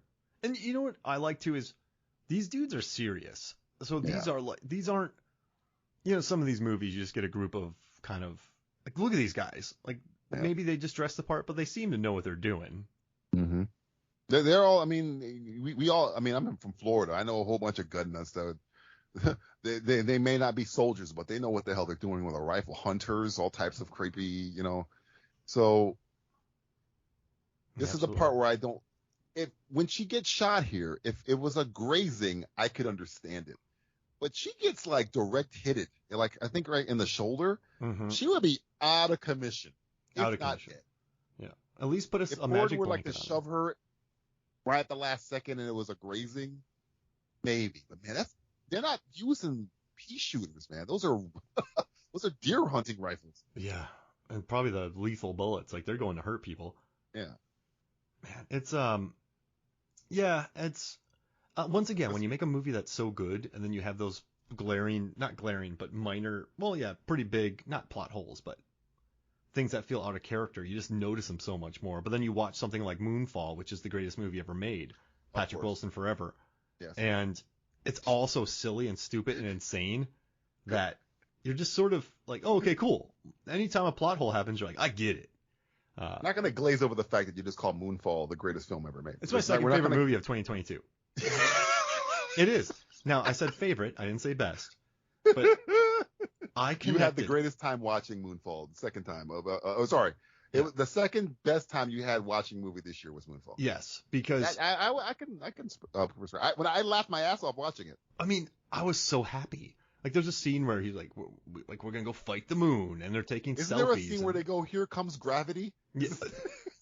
Something like that. So the moon's falling on them, and they have an old space shuttle that shouldn't even fly, and then a gravity wave comes. Yeah. So it's like, it's one of those movies where you have Earth chunks falling, an old shuttle, and then a gravity wave. It's just, and then there's a scene where a limo jumps a ramp, lands on a floating piece of road, uses that floating piece of road to jump onto another piece of road. Wait, is that 2012? Didn't that happen in 2012 as well? Oh, yeah. Right man. She got shot. She should be dead. What a great slide. I thought she was dead. I thought they killed her. I would say that that's the best slide of 2022, but Prey's got it beat. There's some really good sliding in Prey. I got to watch Prey. Everybody tells me Prey is looking great. I wish it was coming in theaters. I was so happy. Oh, yeah. Hey, let's make the awesome one with Amber Midthunder and put it on the Hulu, even though we released AVPR in the theater. Oh, man. That's probably what's on his arm. Those are probably like the grappling hooks. Yeah, like the right there, string yeah. Coiled up on his forearm. That makes sense. Nailed it. Oh, ooh, and I like that they're tied to the thing. That's interesting. That it's kind of Batman doesn't kill anybody in this scene. Yeah. So like, hey, how do we not murder people? Let's just tie him. Yeah. Some people die, but yeah. He does not kill anybody. Woo, that was a good move right there. Oh, the camera's still going. That's one shot. Yeah. That's one shot. And I think they edited it. I think they probably had way more of it, and they just cut it down to this part right here. Just give me a couple punches. That's it. I don't want everything chopped up. Hey, he just bowled 2 Riddler goons.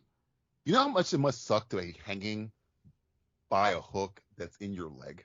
You know how much pain that must be? Yeah, your femoral artery is toast. Oof. Oh, shot. Maybe Batman did kill people. If it went through his femoral artery, they're dead. Yeah, oh yeah, there's nothing left. And they're still hanging. Yeah. Well, I didn't kill them. The bleeding from the femoral. I'm not gonna kill you, but I don't have to miss your femoral artery. Your artery killed you. That's like a new court case. Your Honor, I can't control how much blood is pumped through the femoral artery. Frank Cole didn't kill those people. Their femoral arteries killed them. Get it, Zoe? Now, what is your thoughts of this being? Because again, this is one of the things I hear a lot now. Is this venom that Batman has in his arm or his leg holster? The adrenaline he uses later, people are saying that is the Bane venom. No. Which when I heard, I was like, that wouldn't go backwards. Yeah. First, Bane venom is, at least my little understanding of it, it's not good. I don't think Batman could just use regular adrenaline. I think it's because it was green in the animated series. It's also green, so people thought it was venom. That's a stretch. I mean, Matt Reeves did it. Oh man, that's cool. I mean, I wish it was just Red Bull and just glugged it when he was down there. Got some Monster energy drink. This guy's very featured. This one. That's Cold. That's Captain Cold, isn't it? Frank Cold. I'm pretty sure that's Frank Cold. It's like, look, I killed your parents, and now I'm going to kill your girlfriend, then I'm going to kill you. I'm Frank Cold. He's Philip Seymour Hoffman in Mission Impossible 3. You know, you have a wife or a girlfriend. I'm going to find her, and I'm going to hurt her, and I'm going to kill you right in front of her. He's so scary. I'm hanging out a plane, not scared. I love him because he did not lie. He went right for his girlfriend. right after he escaped, he went right for his girlfriend. That guy waited way too long. I do not like what she did there. The kicks? No, like taking her attention off of this guy. Oh yeah. I don't. Yeah, he's safe. Yeah, he's good. Get up, hit that guy again. Get Frank Cold. Sure, disarm him. Ugh. A bomb, then a shotgun. Shitty week. Yeah, that shotgun blast was beautiful though. Oh, I love that. That's what happens when you get hit with a shotgun. It would knock you on your ass, Batman. Mm-hmm. Now, a bomb would also do the same, which it did knock him on his ass, but, like, he has damage from that shotgun blast. He had no damage from that explosion. I want to see him go to a doctor, and then just, like, the doctor's like, your ribs are jelly. Like, there's nothing Tom inside Lennon of you. It's the same Dr. Tom Lennon from the Dark Knight Rises. There's nothing inside of you anymore. You are a hollow man. Here is a knee Kevin brace. Bacon hollow man.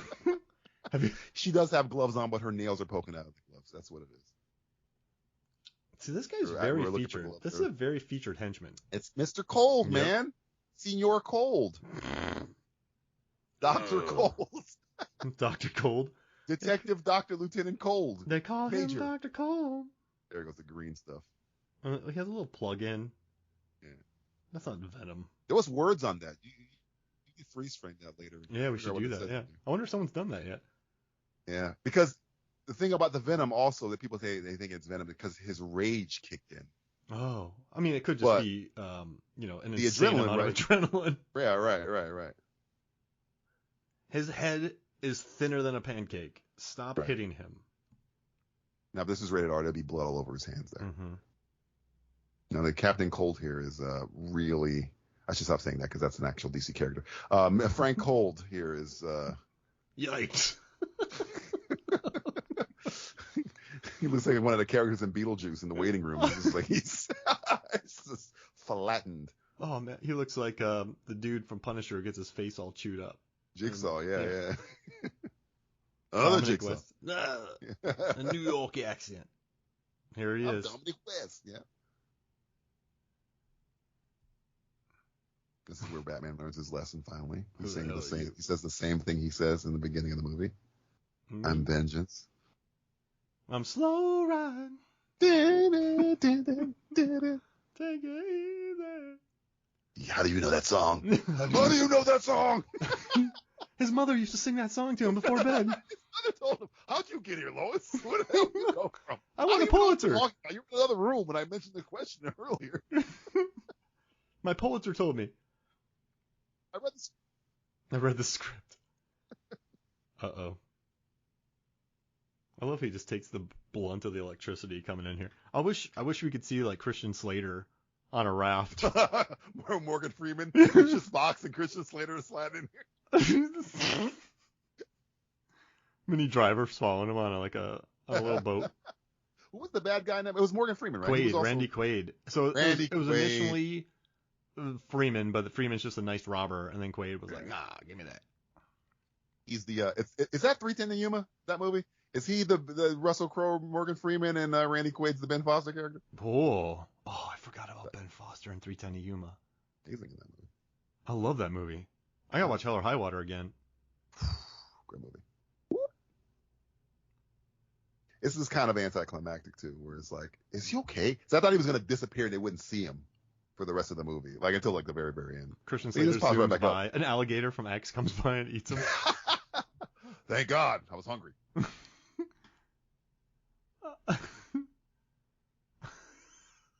What's an alligator doing in here? What the fuck? It's Killer Croc. Hey, you can put Killer Croc. Oh yeah. Oh come on. God damn it,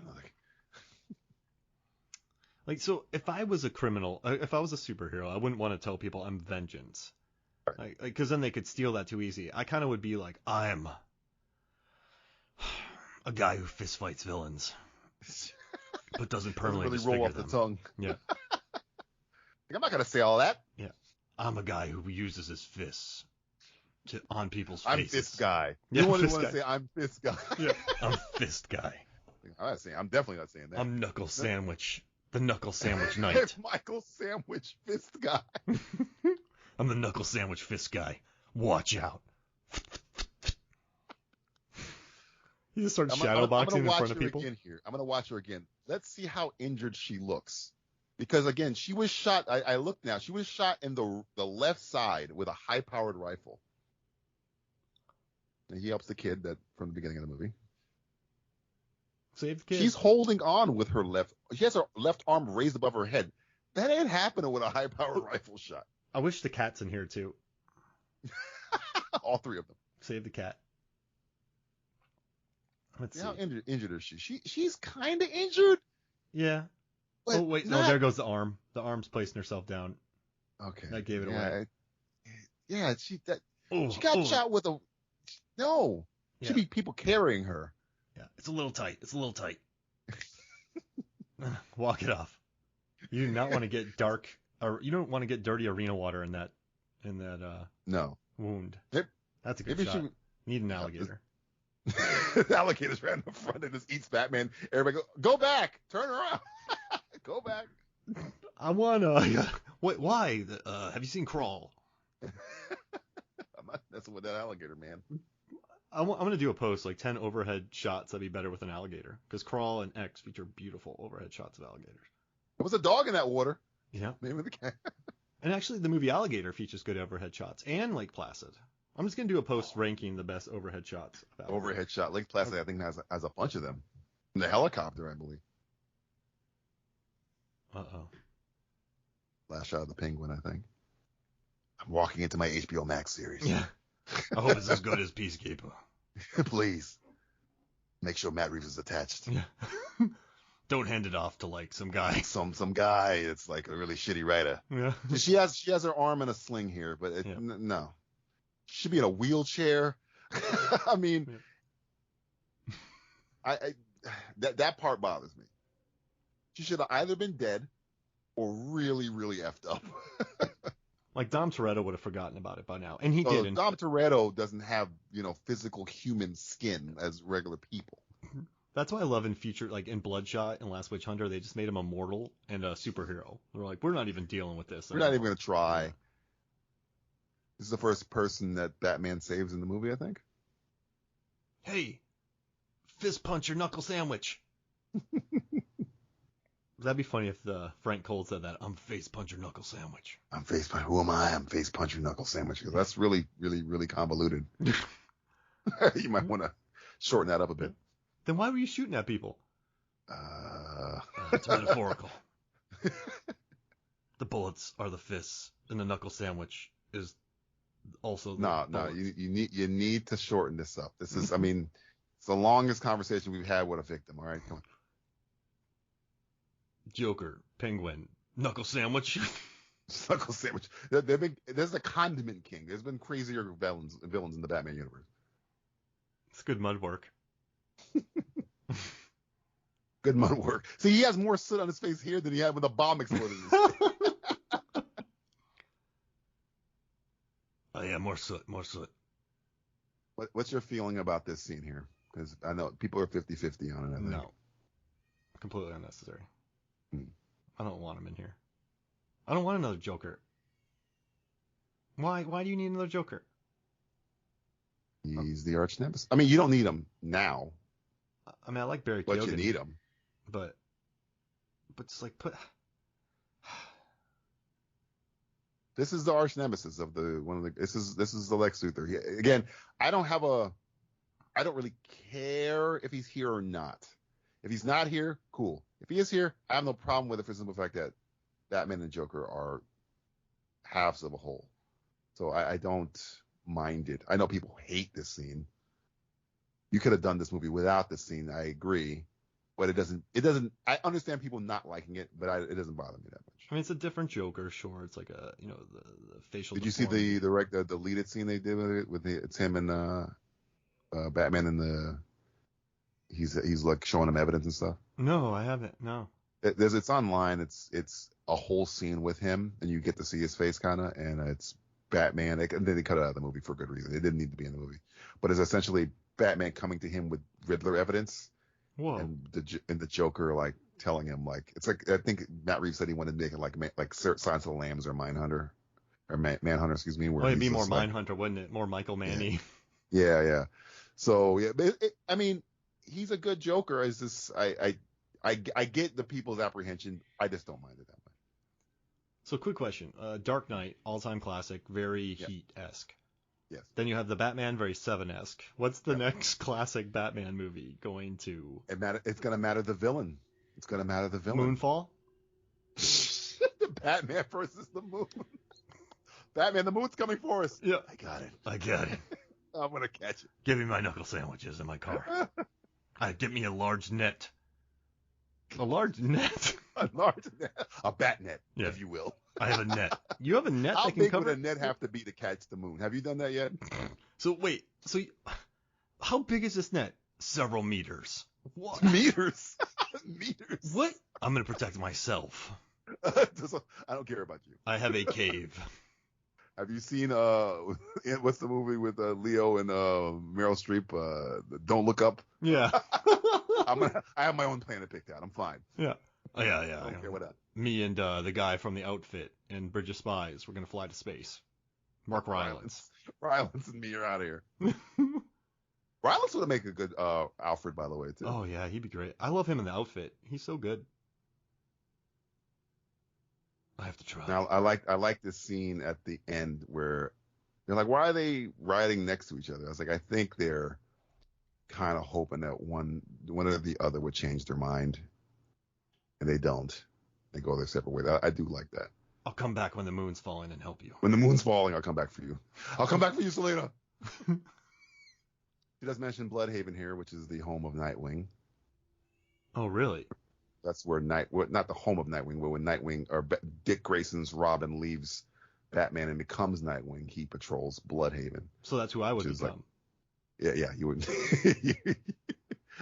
You would, after Batman kicked you off a roof, you would become Nightwing because you better learn to fly, and then you would patrol like the sister city to Gotham, which is Bloodhaven. Which I think if Gotham was like Trenton, New Jersey, this is like Jersey City or some. So Bloodhaven is like a smaller, shittier Gotham. So like, we both grew up in Florida, so like Gotham is Tampa, and then Gotham is like Miami.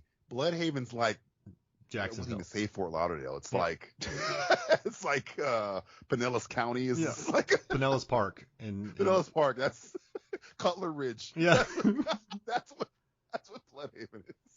Oh, that sounds fun. I gotta save the moon. All right, Knuckle Puncher. I'll be back. Wait, Knuckle Puncher? Coming for you, Moon. Don't you forget. I'm coming for you. I got my net. I got my jet. That's the way. Sayonara. I'm telling you, this is of all the plans you've come up with, this is the dumbest one. So, and then like later on, he destroys it. Then we see him later in an Italian diner with Zoe Kravitz, and you're like, what? He flew into This the is moon. the first thing they leaked. This is the first leaked footage of the movie when they're riding the motorcycles in the graveyard. Oh yeah, I remember that. And I was like, what the hell is this movie? It's Torque too. It's Torque. starring is Adam Scott as the bad guy. Yeah, Dane Cook, Adam Scott. 2R2. The dude from X is in the star of Torque. Oh yeah, he is, and he wastes a bunch of beer in that. Yeah, There's a scene where he's on I've told you this. There's a scene where he's on a playground. He just takes a beer and chucks it, and then he takes a lady's beer, takes a sip, and throws it. I'm like, you're breaking glass on a playground, bro.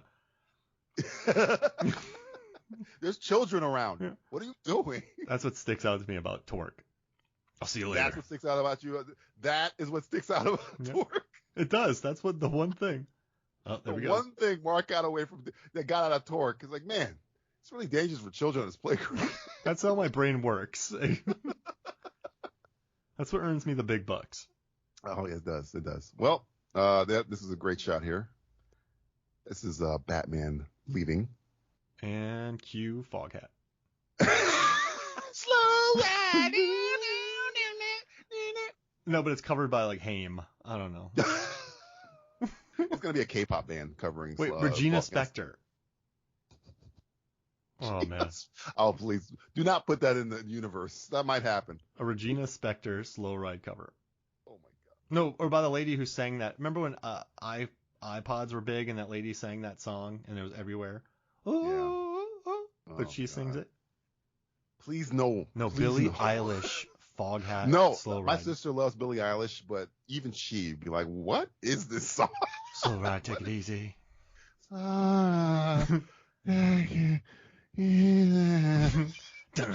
like a 6-minute guitar solo by Phineas. I'm the bad guy.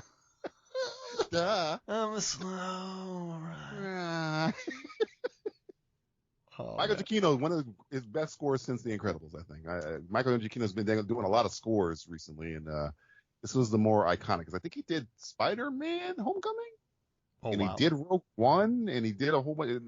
They're not remarkable. I don't remember them, but I do remember this one. Well, this was fun, man. This was 3 hours flew. We did this for 3 hours. Oh, wow. Still daylight. Right. Yeah. So we're good. Hey, before we get out here, do you want to promote something? Simplistic Reviews Podcast. Search simplistic.reviews or simplistic.com? .net, excuse me. I couldn't remember my own website. Simplistic.net. Search for me on Twitter under Trying to Be DJV or search for our show's website at Simple Tweeters, and we discuss a whole bunch of stuff. Hey, Andy Serkis is his name. I love Andy Serkis. Colin Farrell, he's the Penguin. I'm running out of things to say. Hey, who's next on the card? Jamie Lawson, Gil Perez Abram, Peter McDonald, and, of course, Frank Cold. He's not credited here because you can't even type his name. There's not enough. I think my computer, you know the Mothman? Like, I think that's what happens with Frank The Cold. Mothman. The Mothman prophecy. Yeah. You see Richard Gere like, where's Frank Cold? This is the second Richard Gere reference you've made today. You made Breathless reference earlier. Yeah. Now you're doing Mothman prophecy. I'm a gearhead. Gearhead. That is not the name of his fan base. I take it back. Take it back right now. That's I'm starting that. No, I refuse. I will not allow this to happen. Gearheads, Knights and That's too cool for Richard Gere. That's too cool for Richard Gere. Gearheads, Knights and the Gearheads present Knights and Road I Dance. can see the Gearhead conference as people dress like his character from Pretty Woman, his character from The Jackal, his character from... Oh man, if someone's like Jack Black from The Jackal getting his arm shot off. Jack Black got killed in The Jackal. Dr. T and the Woman. Dr. T. Please, God, no. Do not let... Stop putting that in the universe. Leave this convention. I got nowhere else to go. There's going to be a whole bunch of Officer and the Gentleman cosplayers. There's going to be a million of them. Yeah. A million Officer and Gentleman. Someone's going to be Lou Gossett Jr. Someone's going to be standing around. I'm gonna dress up like Diane Lane from Knights and Rodanthe. Just wear mom jeans and a sweater.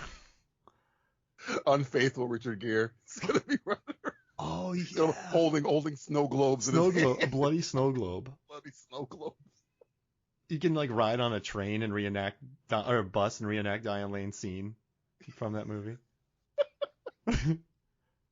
Just 5 minutes. How did this Batman commentary turn into a Richard Gere retrospective? I wish it would have done it earlier.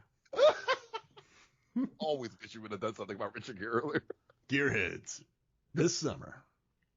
Kids, watch the very end, the last 5 seconds of the movie Breathless. Sorry, Richard. It's amazing. Oh Yeah. Oh man, what else has he been in? The Gearhead Nation.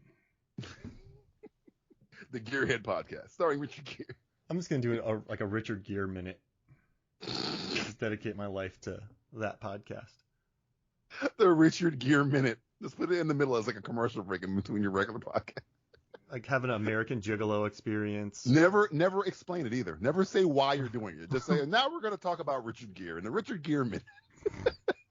I should do that for every episode. Primal Fear. What do you think all about your the court commentary, case? all your comments will be like, yo, great show. Are you going to talk about why you're doing this Richard Gere minute? Why this is happening? I might start doing it. Why not? Days of Heaven. Movie 43. Brooklyn's Finest. Brooklyn's Finest. The most fringy Richard Gere performance. Oh, man. American Gigolo. I'd have the American Gigolo experience at my convention. The first night. Oh, no. You can battle like a runaway bride. You got to chase down Julia Roberts. Oh, runaway Roberts. First night. I want a first night. You have to sneak an affair with your best friends. You got to make sure somebody has to do a Sean Connery accent. Yeah. And then. That's it. I'm gonna sell tickets. I managed conventions for years. I could do it. You gotta play Ben. You gotta play Bob Dylan and I'm Not There, Richard Gere. Oh yeah. You gotta find the Mothman. What happened? We had a respectable commentary, and it's now devolved into. This is the most lucid I've ever been during an episode. So it's just like it's a fever dream come to life. Yeah. So we were good this episode. So I mean, I owe it to myself a little bit of insanity. Okay. Well, you enjoy your red corner, Richard Gere. Okay. Gearheads. All right. Well, this was awesome, DJ. Thank you so much for joining me, man. My pleasure. My pleasure. All right. So for me, Mark Hoffmeyer, for DJ Valentine, this is Movies, Films, and Flicks. We'll see you next week. Gearhead. Find the Mothman. Gearhead. Take your Gearhead. He's in the film. He's ready to act.